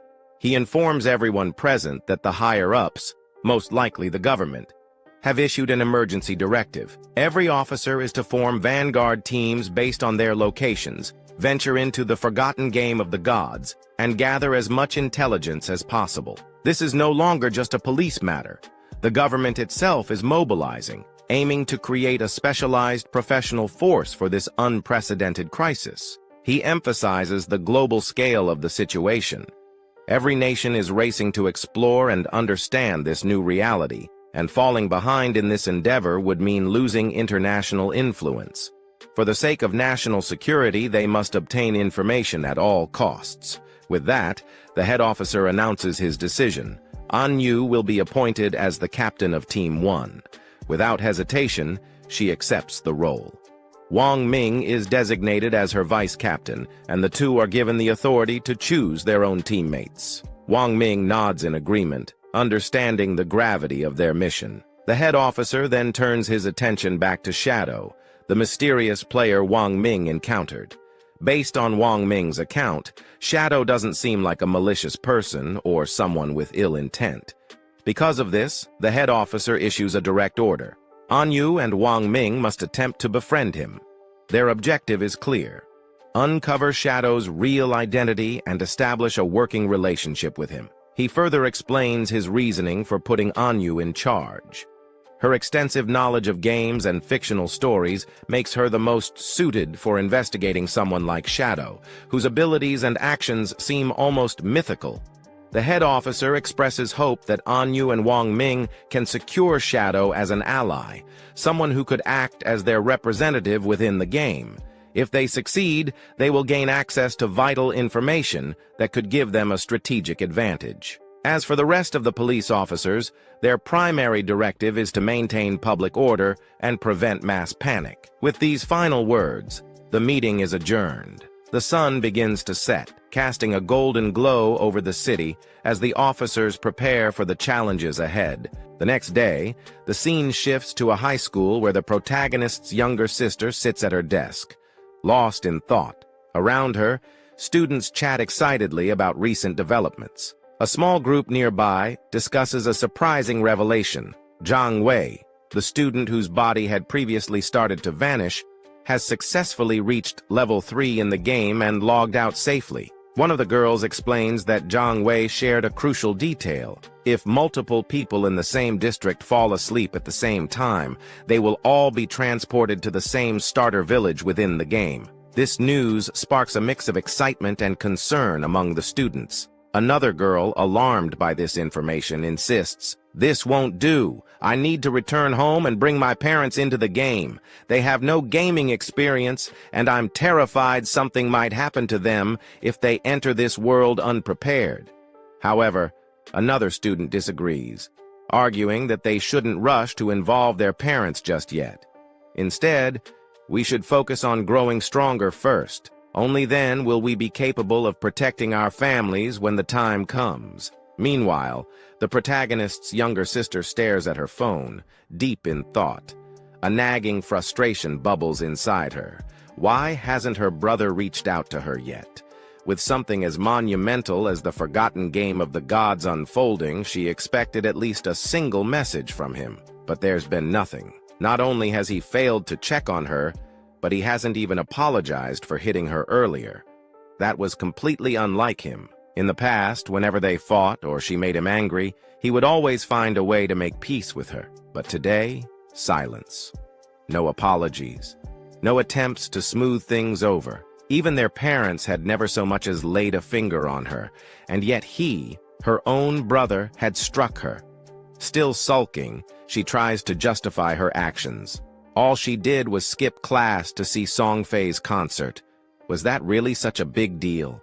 She pouts, deciding that unless her brother calls her and apologizes at least 1,000 times, she will never forgive him. Her irritation quickly shifts into excitement as she begins gushing over Songfei. In hindsight, it was a blessing that she had gone to see him yesterday. Once the forgotten game of the gods fully takes over, she might not get many more opportunities to attend his concerts. A dreamy expression takes over her face as she recalls the night before, reliving the moment she stood so close to him during the performance. A mental image of Songfei on stage flashes through her mind, and she melts into full-on fangirl mode, swooning over how amazing he was. But then, a realization hits her. If everyone enters the game world while sleeping, then that means Songfei will too. Her face flushes red as she imagines meeting him inside the game. Would this be her chance? Could fate finally be bringing them together? Her heart races at the thought as she eagerly prepares to go to sleep. Suddenly, she remembers something. Jiang Wei had leveled up to level 3 at an incredibly fast pace. That meant he was likely an expert already. If she wanted to make the most of her time in the game, she needed some solid advice. Without wasting a second, she sends Jiang Wei a message, asking if he has any useful strategies to share before she enters the game world. The scene shifts to Jiang Wei, who is surrounded by his classmates when he receives her message. He glances at his phone, and a smirk spreads across his face. Internally, he marvels at the situation. Who would have thought that even a goddess like the protagonist's younger sister would be reaching out to him for advice? He sees this as a golden opportunity, a sign from the heavens. This was his chance, whatever that meant. Wasting no time, Jiang Wei confidently replies, telling her that she has come to the right person. He then reveals a crucial secret about the game. At the start, she must invest all her attribute points into agility. Otherwise, she won't be fast enough to escape from monsters and will end up dying repeatedly. Skeptical, she asks, "Does that apply even if I choose a mage-type class?" Jiang Wei assures her that it does. Agility isn't completely useless for mages, he explains. In fact, it increases casting speed, which is extremely important in the early stages. Still cautious, she presses further. "What happens if I can't win even after boosting my agility?" Jiang Wei confidently reassures her.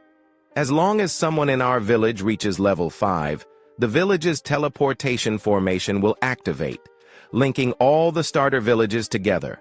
Once that happens, you just need to form a random party to help you level up. And when the teleportation circle is active, I'll come and find you." Hearing this, she is immediately overjoyed. Lying back on her bed, she grins inwardly. Simps like Jiang Wei are so useful. Just like that, she has already found someone to carry her. As sleep begins to take over, another thought crosses her mind. This is perfect. She will enter the game before her brother does, level up rapidly and become stronger. And when the time finally comes for her brother to join, she'll make sure he struggles. No carrying, no help. He'll have to fend for himself. Satisfied with her plan, she drifts off to sleep, eager for the adventure ahead. The scene shifts back to the game, where the protagonist stands before the spoils of battle, surveying the loot dropped by the fallen boss monster. Among the scattered treasures, a particular glowing orb catches his eye. As he reaches for it, a system notification appears, revealing that he has obtained the cursed ring, a gold-tier item. The system further explains its attributes. Usable by all professions. Provides a boost of 8 points to all attributes. Increases dark elemental resistance by 26 points. Enhances weak point attacks by 1.5 times. However, the ring requires the user to be at least level 4 to equip. Analyzing the item's benefits, the protagonist quickly realizes that the total attribute boost sums up to 32 points, comparable to leveling up 3 times. Additionally, the ring's dark resistance will be highly useful against numerous enemies, and the weak point attack multiplier adds another layer of advantage. With this in mind, he recognizes the cursed ring as a valuable asset for his journey ahead. Before he can dwell further on his newfound item, another system notification appears, informing him that he has acquired a new skill, Instant Shadow Slash, a silver-tier assassin-type ability. The system elaborates on its mechanics. When activated, the skill unleashes multiple slashes in a single direction, reaching up to 15 meters. Grants temporary invincibility for 5 seconds. Strikes all enemies within a 2.1-meter wide path 3 times. Each strike inflicts 100 damage and is considered a backstab, though it does not target weak points. Cooldown time, 12 seconds. Realizing the potential of this ability, the protagonist acknowledges that it's a powerful area of effect attack with the added advantage of temporary invisibility. Wasting no time, he immediately learns the skill. With evolution points still remaining, he decides to enhance one of his core abilities, Hand of Avarice. The system promptly deducts 8 evolution points, upgrading the skill from Jade rank to Diamond rank. The effects of Hand of Avarice are significantly improved. The chance of obtaining extra loot from defeated monsters increases from 160% to 220%. The probability of the extra loot upgrading by 1 level jumps from 20% to 40%. Reflecting on the enhancement, the protagonist calculates that with this boost, he will now receive 2 pieces of loot per enemy, making each kill effectively 3 times more rewarding. Not wanting to waste his remaining evolution points, he decides to further upgrade Instant Shadow Slash by 3 levels. The system deducts 3 evolution points, leaving him with just 1 remaining. The skill evolves rapidly, rising from silver rank to gold rank, and finally reaching platinum rank. Instant Shadow Slash has undergone a significant upgrade. Attack range expands from 15 meters to 21 meters. Invisibility duration increases from 5 seconds to 7 seconds. Number of slashes rises from 3 to 5. Strikes all enemies within an expanded 3.1-meter wide path. Cooldown slightly reduced from 12 seconds to 10.43 seconds.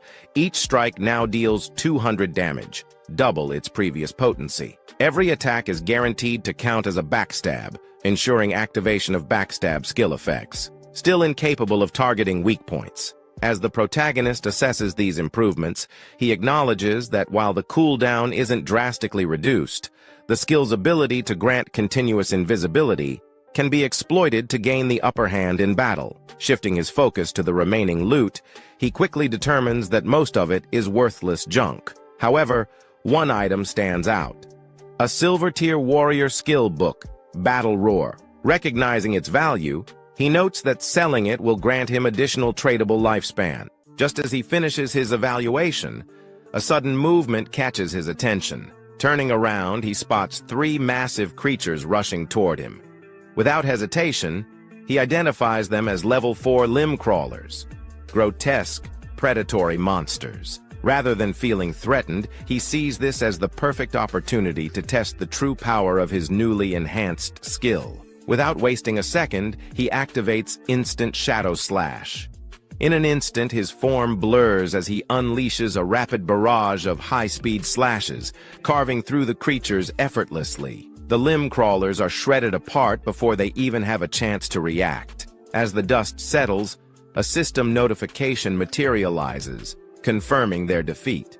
The system immediately registers his victory, awarding him 80 experience points and granting an additional 5 days of tradable lifespan as a reward. Standing amidst the aftermath, a dark, menacing aura radiates from the protagonist. He calmly reflects on his newfound power, realizing that his efficiency in eliminating enemies has skyrocketed once again.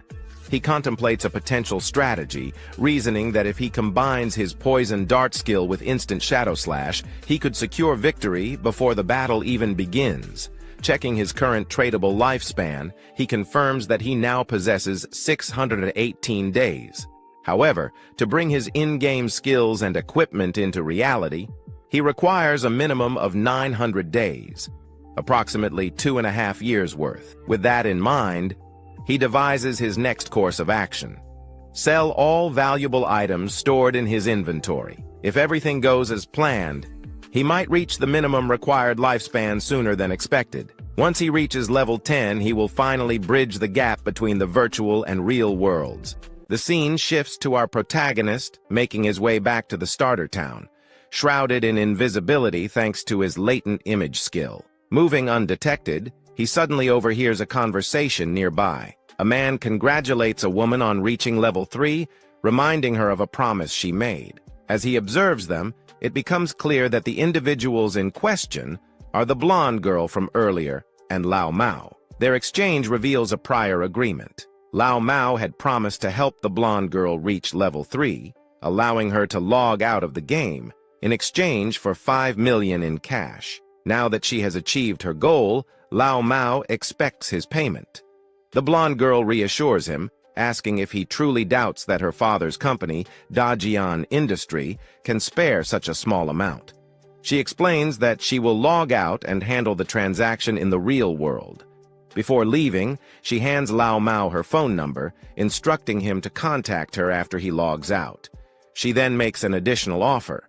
She wants to buy all of his tradable lifespan, offering 10,000 in cash for each day's worth. Lao Mao readily agrees, grinning at the lucrative opportunity. With a smug expression, he comments on how foolish the protagonist was for rejecting the blonde girl's proposal, adding that they can discuss the deal further once they meet in reality. Unbeknownst to them, the protagonist is passing right between them, hidden in plain sight. Lao Mao, oblivious to his presence, inwardly scoffs at the concept of lifespan being a significant factor in the game. He sees no reason to worry. After all, he can farm lifespan as easily as in-game currency. To him, converting gaming achievements into real-world wealth is the ultimate strategy, and he considers himself a genius for realizing it. The scene then transitions to the starter town, where the protagonist stands before the teleportation gate.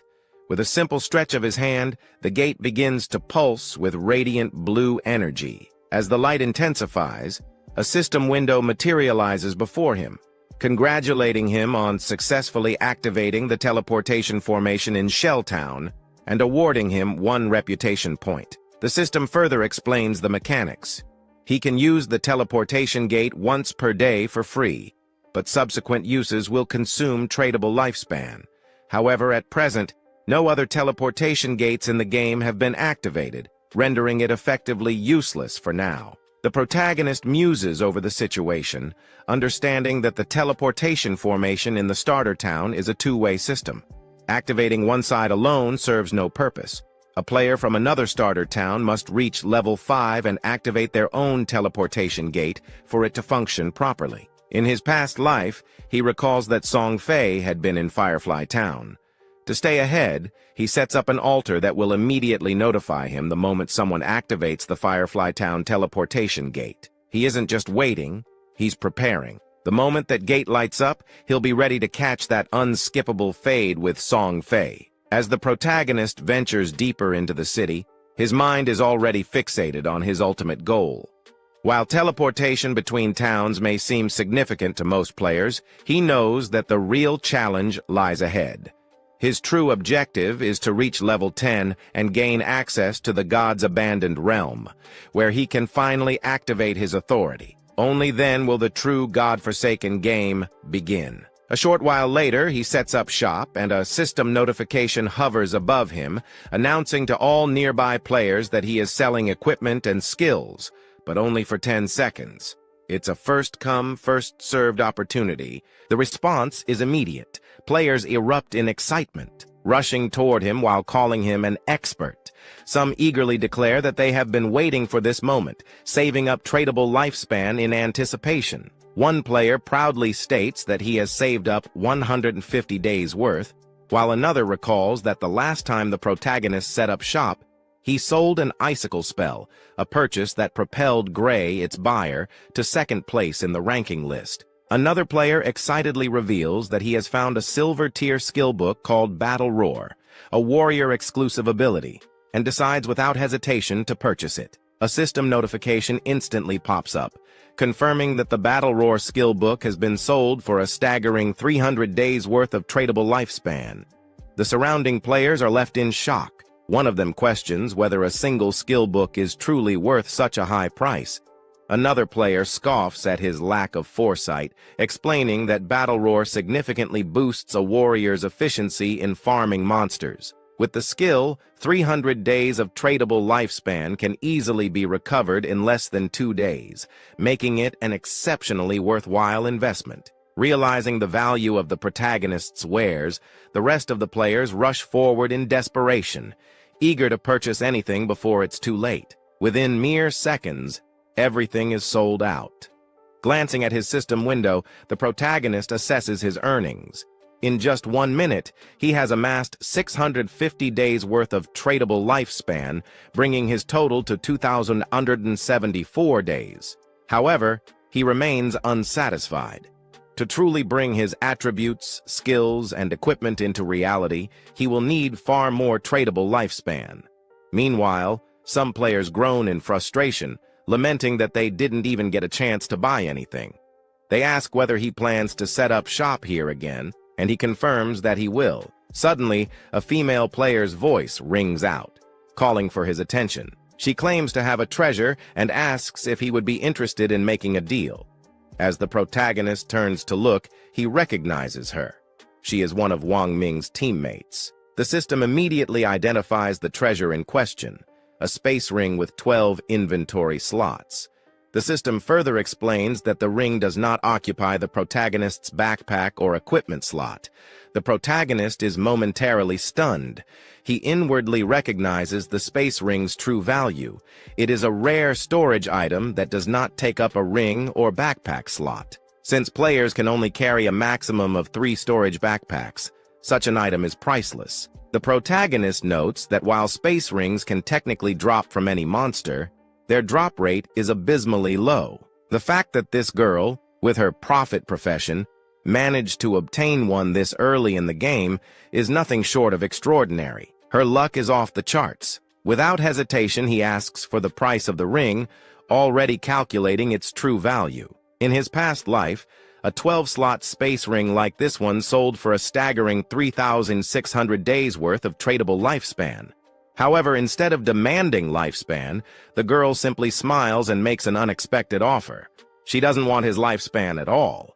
Instead, she asks him to add her as a friend and form a party with her to take down a boss monster.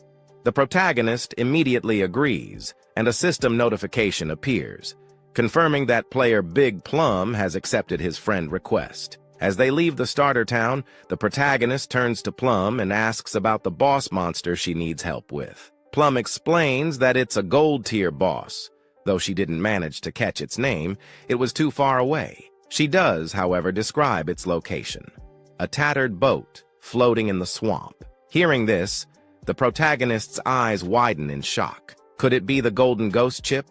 He quickly recalls that the Golden Ghost Chip is a rare, special boss capable of appearing at any level.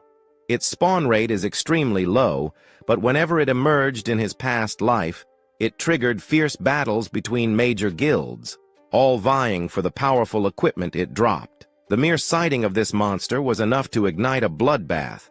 However, based on Plum's description, he deduces that this version of the Golden Ghost Chip is likely around level 5, making it the easiest one to defeat. Even so, he can't help but wonder, how did Plum stumble upon such a rare boss so close to the starter town? His mind races, piecing things together.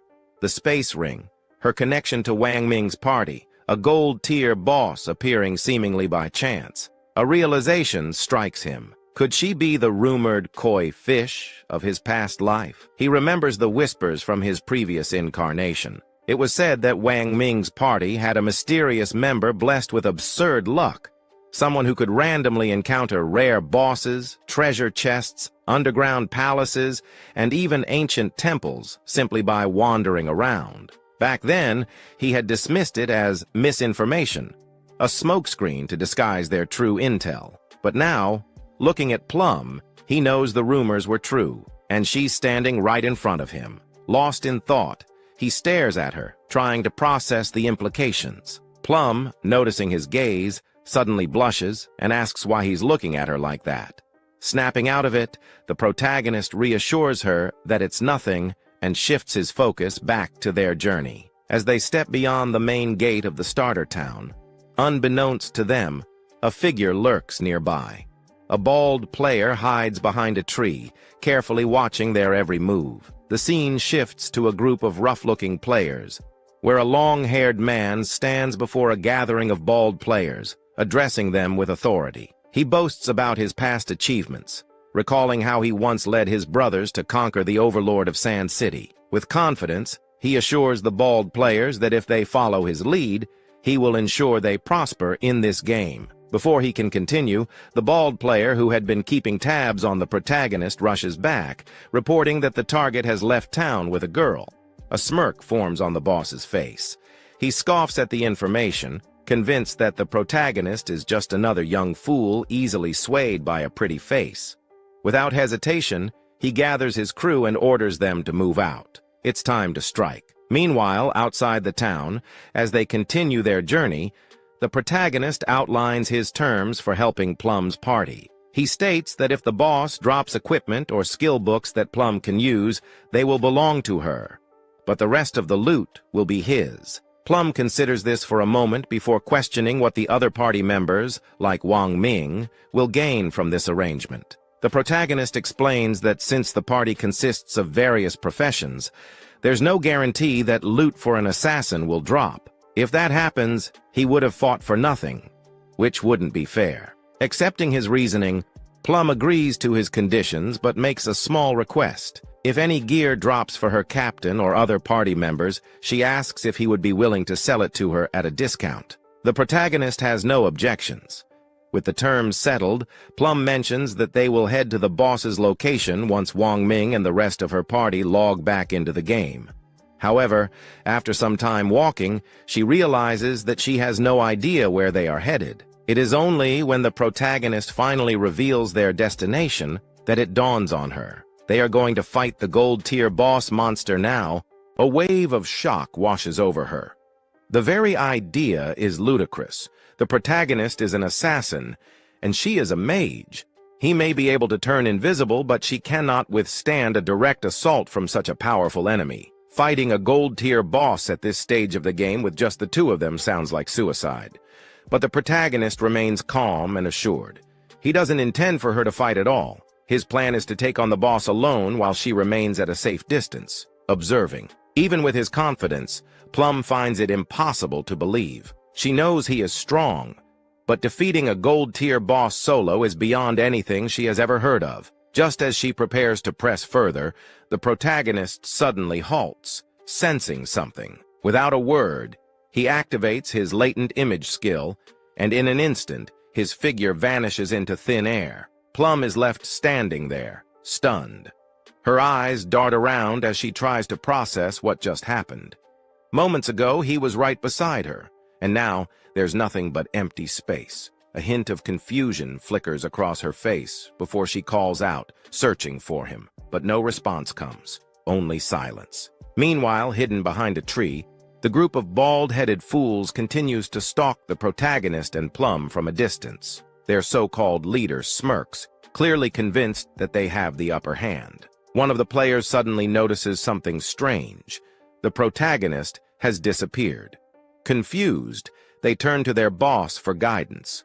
Without a second thought, he arrogantly dismisses the situation, assuming that the protagonist must have tricked Plum and abandoned her in the wild. With a wicked grin, he orders his men to move in, deciding to capture Plum first and have some fun with her before dealing with anything else. As they rush forward, their boss arrogantly reminds them of his earlier promise. "Stick with me, and you'll have a good life." Now, he claims, even women are coming their way. However, just as they close in, a shadowy figure materializes right in front of them. The leader halts in his tracks, his grin faltering as he stares into the abyss of a dark aura swirling before him. Confusion flickers in his eyes. What is this? Before he can react, the protagonist unleashes his instant shadow slash skill. And in the blink of an eye, the outcome is already decided. A cold gleam cuts through the air, and in an instant, the group is reduced to nothing but lifeless corpses. Their bodies collapse, shredded apart before they even have time to process what happened.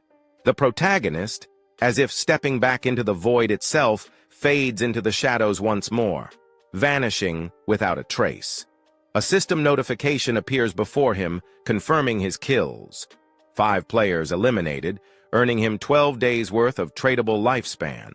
Glancing at the bodies on the ground, he barely spares them a second thought. Their loot is pitiful, hardly worth mentioning. In his mind, killing them was no different from slaying 2 low-level monsters. Without any sign of what just transpired, the protagonist reappears beside Plum, his expression completely indifferent. Plum, still unaware of what happened, immediately questions him about his sudden disappearance. The protagonist simply shrugs, casually explaining that a few people had been following them, so he sent them back to town.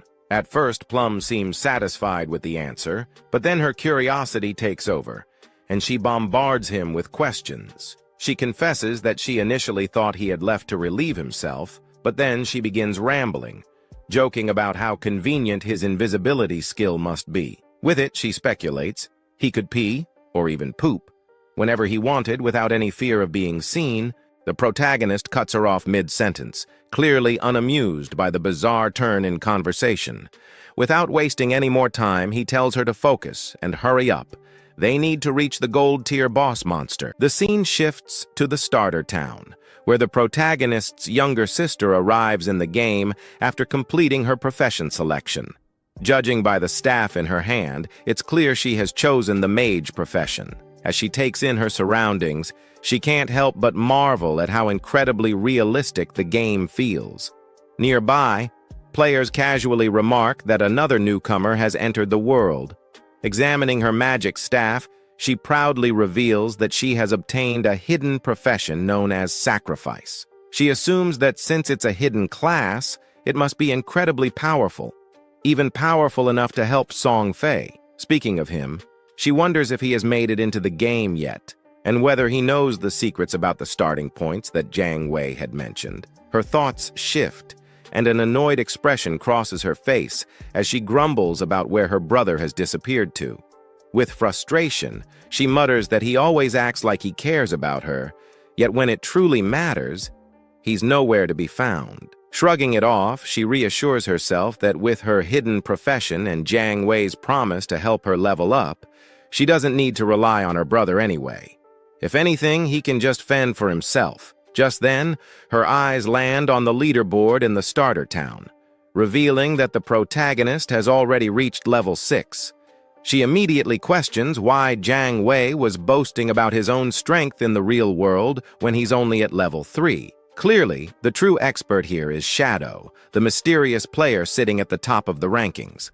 A spark of ambition ignites within her. If she can stick close to Shadow, she'll be able to level up much faster than relying on Jiang Wei. The only question now is, where can she find him? Nearby, we see Wang Ming and his team discussing a problem. Wang Ming complains that one of their party members, swaying with the wind, has completely vanished, and he can't get in touch with him. Growing impatient, he tells the team they don't have all day to wait around and asks if anyone has a plan. One of his teammates points out that without a healer, fighting mobs will be difficult, while another remarks that, unlike Shadow, they can't just farm solo. With no other options, someone suggests they recruit another healer to fill the gap. Overhearing this, the protagonist's younger sister seizes the opportunity. She confidently approaches Wang Ming and his team, greeting them before offering her services. With a smirk, she declares that she has a hidden class, life sacrifice. The scene shifts to the protagonist, who, along with Plum, has arrived at the cliff where she claimed to have spotted the gold-tier boss monster. Sure enough, as he peers down into the misty depths, he confirms his suspicions. This is indeed the Golden Ghost Ship boss, just as he expected. Without wasting time, he activates his latent image skill, turning completely invisible. He instructs Plum to stay hidden and keep watch for any potential ambushes from other players while he goes to settle an overdue grudge with this gold-tier menace. Plum nods in agreement without hesitation. Landing gracefully in the swamp below, a system notification immediately pops up in front of him. It warns that due to the presence of the Golden Ghost Ship boss, the entire area has been classified as a violent domain.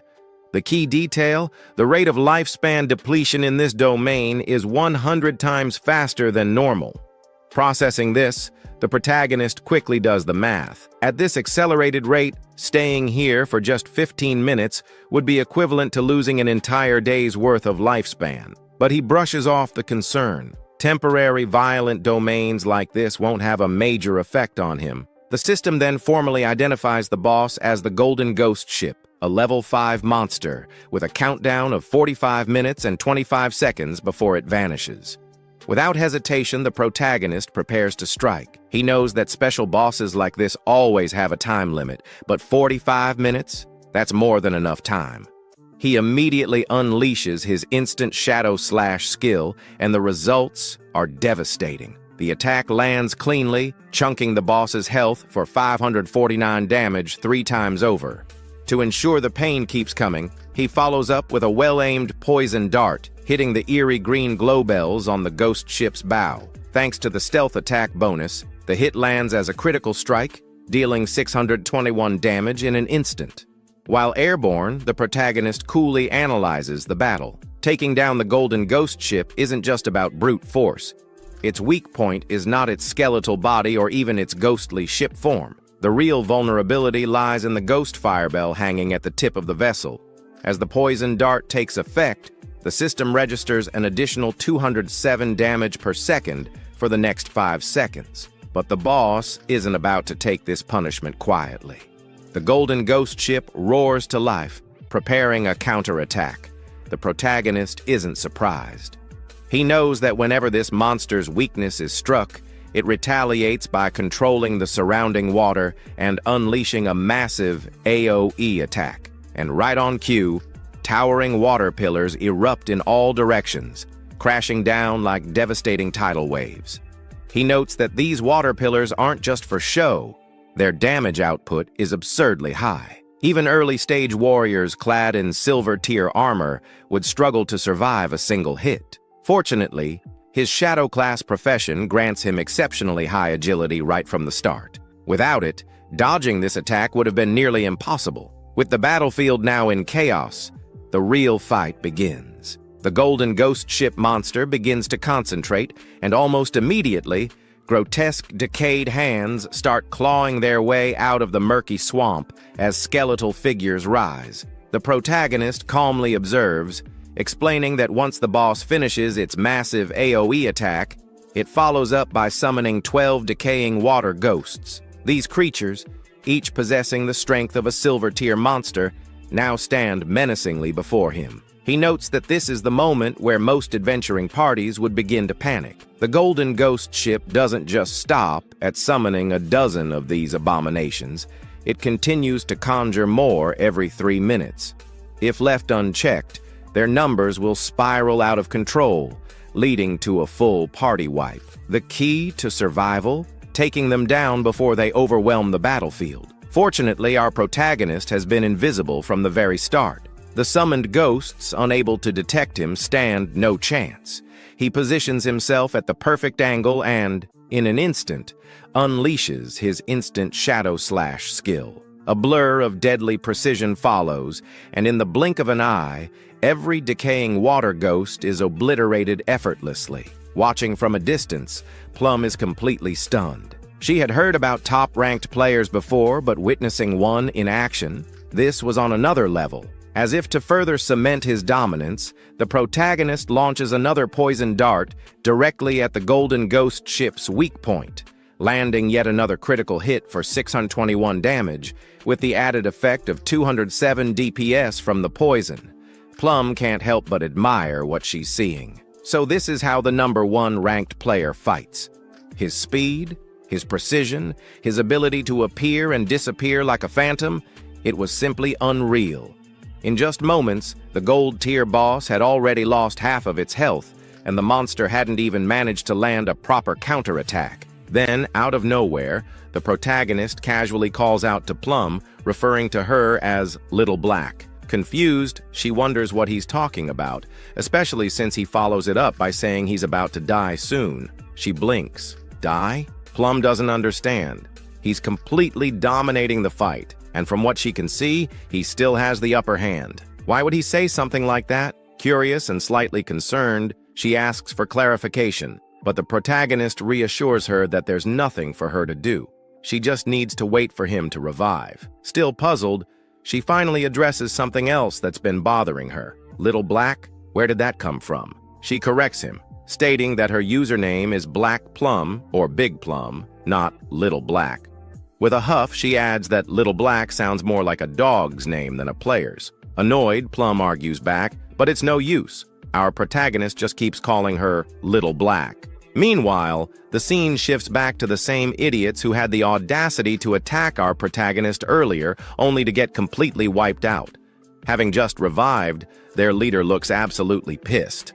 Frustrated, he grumbles that he used to slay legends left and right back in his prime, but now he's getting bullied by a little girl. Just then, one of his lackeys comes sprinting over, practically gasping for air. He reports that he's located Plum. She's standing at the edge of a cliff, watching Shadow fight a boss monster solo at the bottom. Hearing this, their leader's eyes light up with excitement.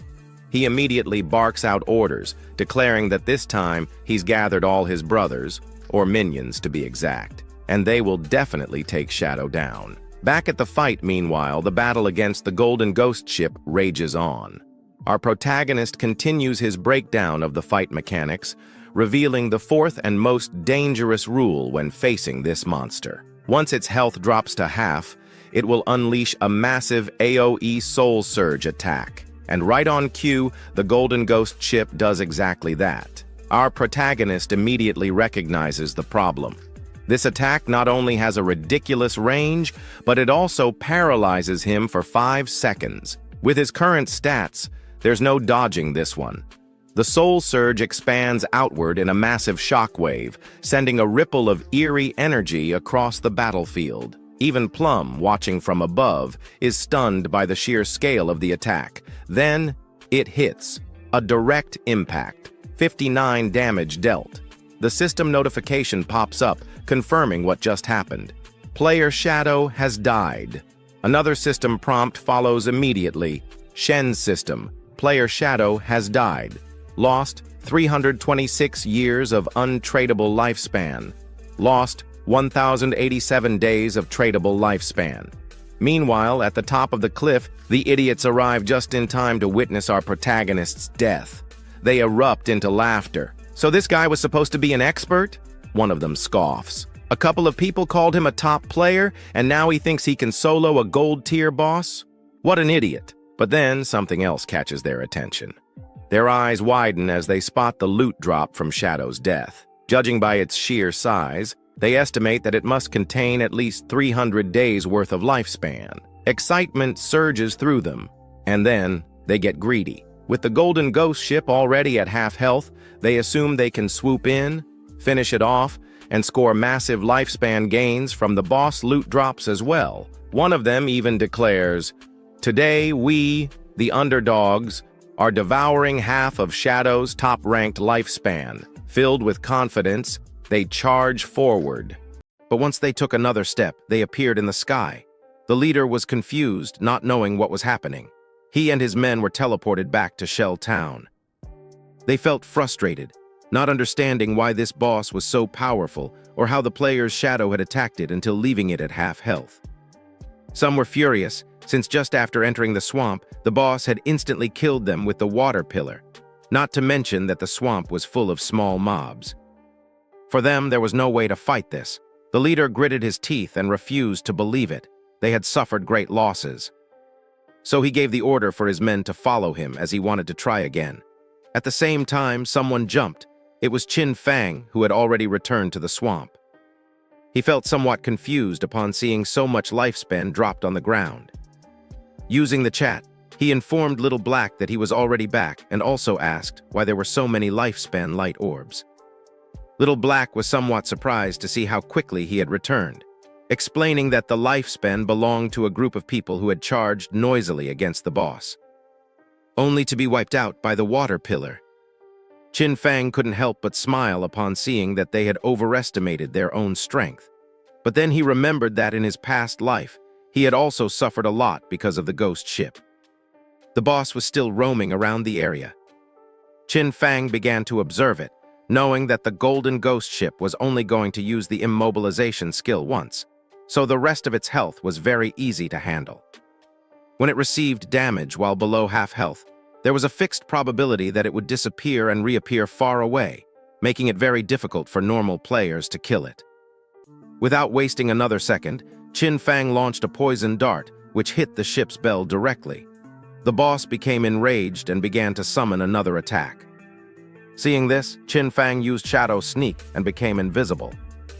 After carefully observing the boss's movements, Qin Fang used Instant Shadow Slash and attacked quickly, since he had long seen through its movement patterns.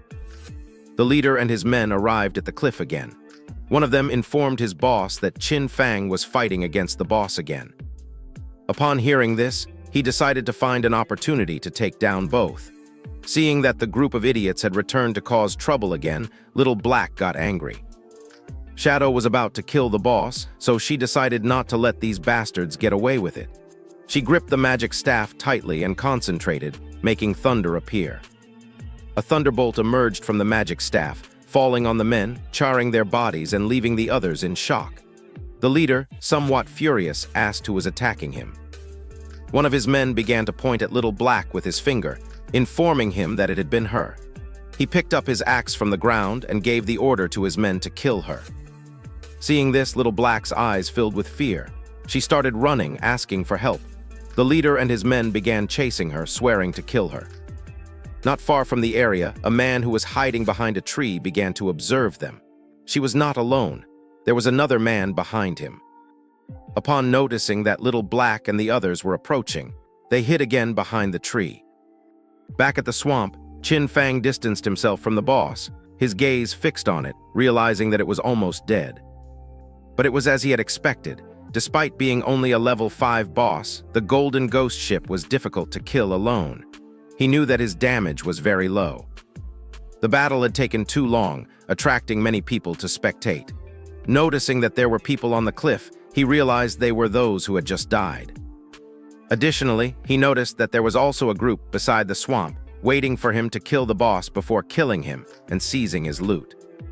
The poison started to take effect on the boss, making its eyes begin to shine, and not long after, its body started to disappear.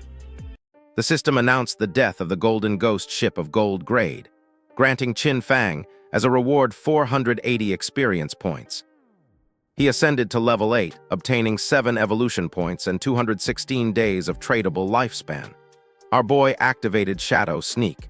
It had been a good dream, but it was a shame that it had miscalculated. A general system notification sounded everywhere, revealing that the player Shadow from Shell Town had been the first on the server to kill a gold-grade boss, receiving 3 reputation points. The notification caught the attention of all the players in the area. No one knew who Shadow was or why he was so strong.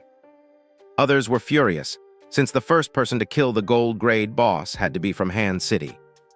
In Shell Town, Wang Min looked at the system notification with confusion, as it had only been a short time since Shadow was fighting against the bronze boss by himself. Only a short time had passed, and he had already killed a gold boss solo. He did not know why the difference between Shadow and the others was so great. Qin Fang's sister's eyes began to shine with determination. Realizing that Shadow really was the strongest, she thought that if Shadow helped her level up, then she would be able to see brother Song Fei. The body of the boss disappeared, leaving lifespan and loot on the ground. The boss of the group that was hiding behind the tree couldn't help but smile upon seeing that the boss had dropped so much loot. With a wicked expression, he realized that Shadow had hidden using invisibility without taking the loot, realizing that he must be wary of them. He gave Guang the order to release his skill and find Shadow. They were going to kill Qin Fang and take the gold boss's loot for themselves. Guang nodded his head, then drew his bow, used the skill called Phantom Horned Eagle, and shot an arrow toward the swamp, which transformed into the ghost of an eagle. The eagle flew until it exploded, causing its feathers to start falling over the swamp. Qin Fang began observing them carefully. He did not expect this hunter to learn this anti-invisibility ability so quickly. For him, it was no surprise that they were so confident in killing him and seizing his loot. But it was a pity that his assassin class came with an extra point in invisibility level. Guang's skill was level 1, so it could not break his skill. Confident, Guang turned to the boss, informing him that Shadow must have fled after seeing so many of them. The boss and his men began to advance toward the loot. Deciding to protect the loot first, he asked his men not to be careless and to prepare for battle at any moment. The ownership of the boss's loot was 5 minutes. After the time ended, the loot was going to be theirs. A proud smile appeared on their faces. But just then, Shadow began to emerge, making their eyes widen in fear. Just before they could react, Qin Fang moved like thunder, taking everyone down. Now that the atmosphere was quieter, Qin Fang's attention focused on the loot. But then a question came to his mind. Where had Little Black gone? He decided to forget about it and find her later. For now, he had enough evolution points to upgrade Greedy Hand. So he decided to upgrade the skill before obtaining the loot. Greedy Hand went from being diamond quality to epic. It could be used on monster corpses, having a 220% to 300% probability of obtaining an extra loot drop. The extra loot had a 100% probability of being 1 tier higher. Our boy picked up the loot. He was determined to use the 100% chance to gather all the light together and squeeze them. Greedy Hand started to absorb the loot, making a smile appear on Qin Fang's face. A bright light began to emerge from the forest, and after using Greedy Hand, he obtained 21 evolution points, 648 days of tradable lifespan, and 2 special items called Ghost Fire Bell. Qin Fang's eyes widened in surprise upon seeing that he had obtained 2 Ghost Fire Bells. It was a special item. After equipping it, Qin Fang would not lose lifespan upon dying, with a cooldown time of 1,560 seconds. It had 2 skills, one passive and one active. Soul Absorption was passive. When killing monsters, the amount of dropped lifespan would increase by 20%, and having 2 Ghost Fire Bells at the same time would double this effect. Soul Shock was an active skill. He could shake the bell to immobilize all enemies within a 100-meter radius for 3 seconds, with a cooldown of 512 seconds. The Ghost Fire Bell was not considered equipment. It was an item. It did not take up 2 equipment slots, and 2 Ghost Fire Bells only occupied 1 inventory slot, making it very convenient. While he was distracted, Little Black contacted him through chat, asking him to come save her. Shadow became alert and asked with a worried expression where she was. Qin Fang was somewhat worried about knowing where Little Black was. The only thing he heard through the voice chat were her screams, asking them not to come near her. Little Black was very scared, since the leader and his men had already cornered her. They praised her for having strong resistance, but revealed that there was nowhere to escape. Advising her to come over calmly, and promising that they were going to make her feel so good that she would ascend to heaven. She clenched her fist, and when she looked back, she saw that she was at the edge of the cliff. Determined not to give these bastards the kill without thinking too much about it, she threw herself backward off the cliff, leaving the leader and the others in shock. Her body began to descend rapidly until it forcefully hit the ground, causing her terrible pain and making a pool of blood appear. Her body began to disappear and turn into lifespan.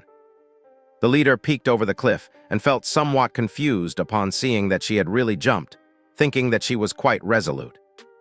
Little Black informed our boy that he no longer needed to save her, since she had died and returned to the town. She felt relieved, as it was good that the tradable lifespans of their party were all on Captain Wang Min. Qin Fang felt relieved and asked Little Black to wait for him there, as he was going to pass the stuff to her. She felt happy and praised our boy for having worked hard. He collected all the lifespan that was in the area. This time, he had one big haul. His tradable lifespan had reached 315 days, and he even had 21 evolution points. He decided to use the points and evolve Greedy Hand.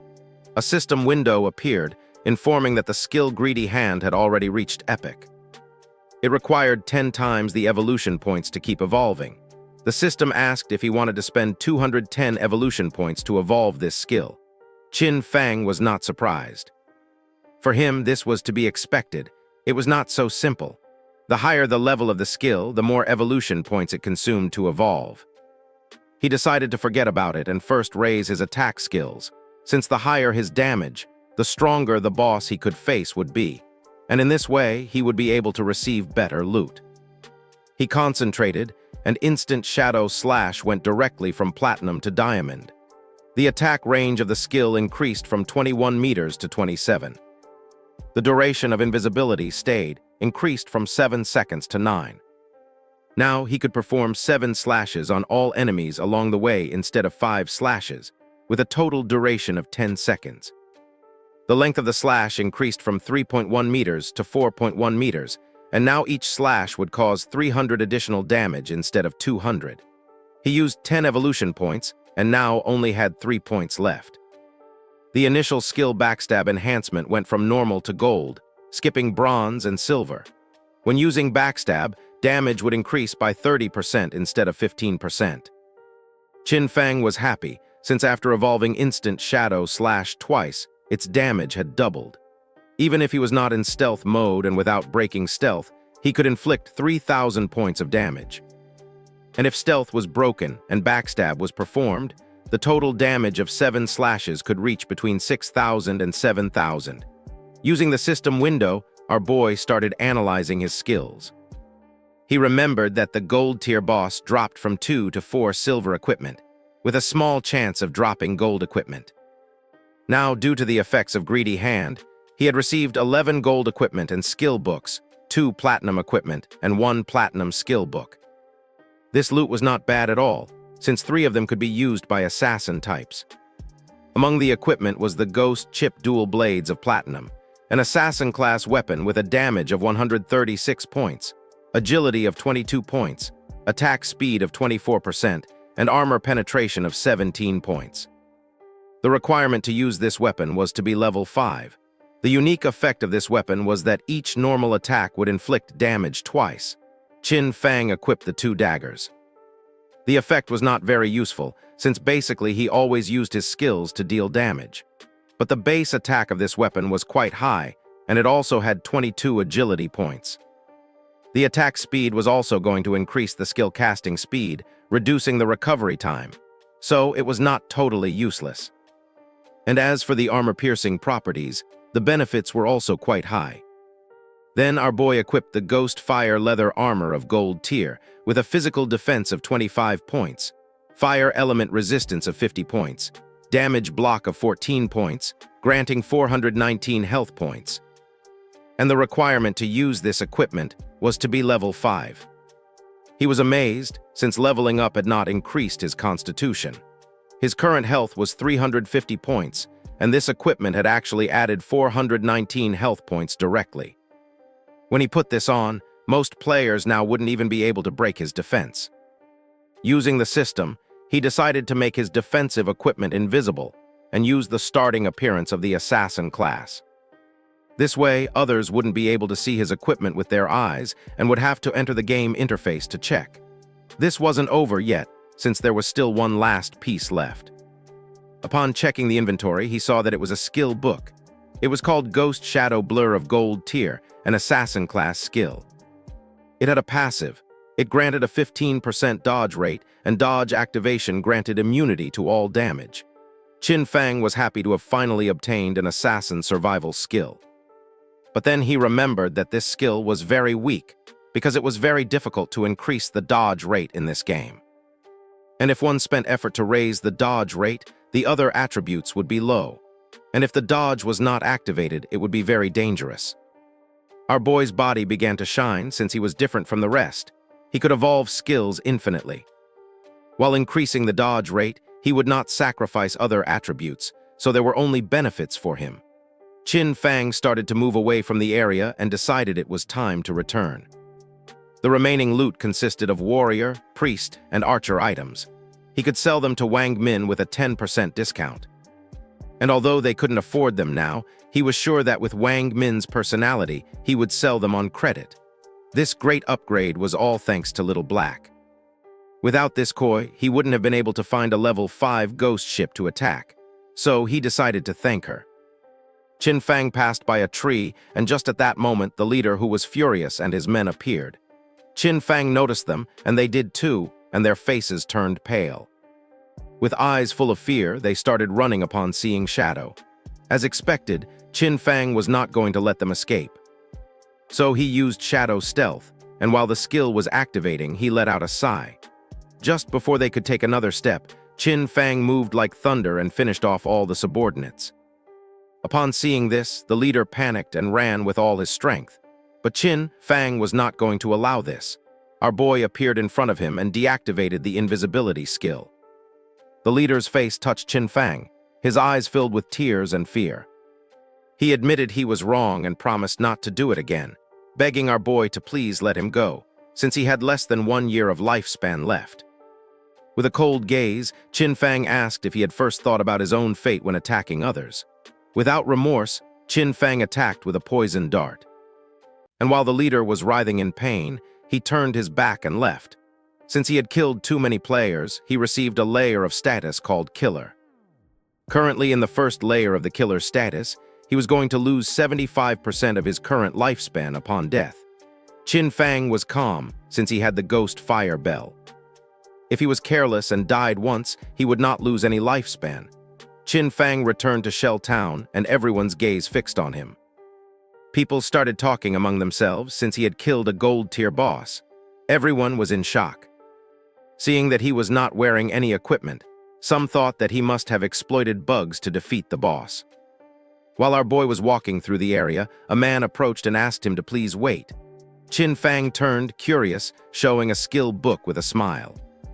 The man mentioned that they had mistakenly bought this assassin's skill book, asking him to please accept it and take it as if nothing had happened between them. The system identified the skill book. It was a common tier called Impale. It was a single-target skill. Upon hitting, it added 20 attack points and caused stun for 2 seconds, with a cooldown of 22 seconds. Qin Fang took the skill book, and his eyes widened in surprise since it was a control skill. After taking the book, he went on his way, and the man and the others went on theirs. One of the men, furious, told Xian Zhao that they had been killed by Qin Fang.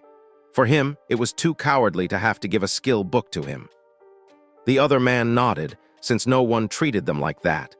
The other man decided to use each of their connections to gather people. With everyone contributing, even a single spit from each of them could drown Qin Fang, so there was no reason to fear him. With a serious gaze, Xian Zhao made it clear that Shadow was growing so fast and leveling up by himself, so he must have a great secret. He wanted to find him in real life and kidnap him, since not only would they learn his secret, but they could even make him their slave to collect lifespan for them. The man praised Zhao for this great plan. Zhao decided to have the family send a woman to try to extract information from Qin Fang. When he had heard Shadow's voice just now, it sounded very foreign. He knew he was not within their circle, which meant that he was very poor. They decided to find a professional beauty, as they were sure that Qin Fang would fall into the trap. Qin Fang met with Little Black and asked her to accept the trade, since he wanted to give her some things. Upon hearing this, her eyes filled with excitement, but she explained that her name was not Little Black, but Big Plum.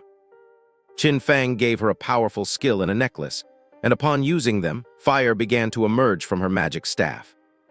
She was happy because with this skill in the necklace, her damage had multiplied several times. Moreover, her mana regeneration had more than doubled. She thanked him from the bottom of her heart. Our boy said there was no need, explaining that he was just following their agreement, asking her to give him the space ring. With a smile, she took the space ring out of the inventory and said that he could keep it. With her face blushing, she revealed that when she was escaping in the forest, she had discovered an underground cave that seemed to be the entrance to a ruin, asking if he was interested. Qin Fang was somewhat surprised, since first it had been the Golden Ghost ship, and now it was a ruin entrance, realizing that it was really beneficial to be friends with this girl. The sincerity was mutual. If he had not given her 2 pieces of gold equipment, maybe she would not have told him this information. With this space ring, his inventory had finally reached 27 slots. Qin Fang asked where Wang Min was, promising that once he sold them the things, he would go to the ruins she had mentioned to take a look. She extended her hand, revealing that the captain and the others had gone to train the new priest, so they were not going to return soon. Using the map, she marked the entrance of the ruins, explaining that there was a stone slab on the ground behind the bushes. She moved the slab aside and hid inside while fleeing, but she had only walked a few steps in when she heard screams from within. She was so terrified that she ran out. Otherwise, those guys would not have caught her. Qin Fang disappeared and decided to head to the ruins right now and trade with Wang Min when he returned. Little Black was somewhat confused. Our boy left Shell Town and entered the forest. Originally, he wanted to find some place to grind to level 10. But since there was a ruin, there was no need to grind. Mainly, there were 3 types of ruins that appeared in a beginner's town: tombs, cursed ruins, and temples of faith. No matter what type of ruin it was, the small mobs were all bronze tier. There might even be some silver tier monsters. For him, they were a sea of lifespan and evolution points.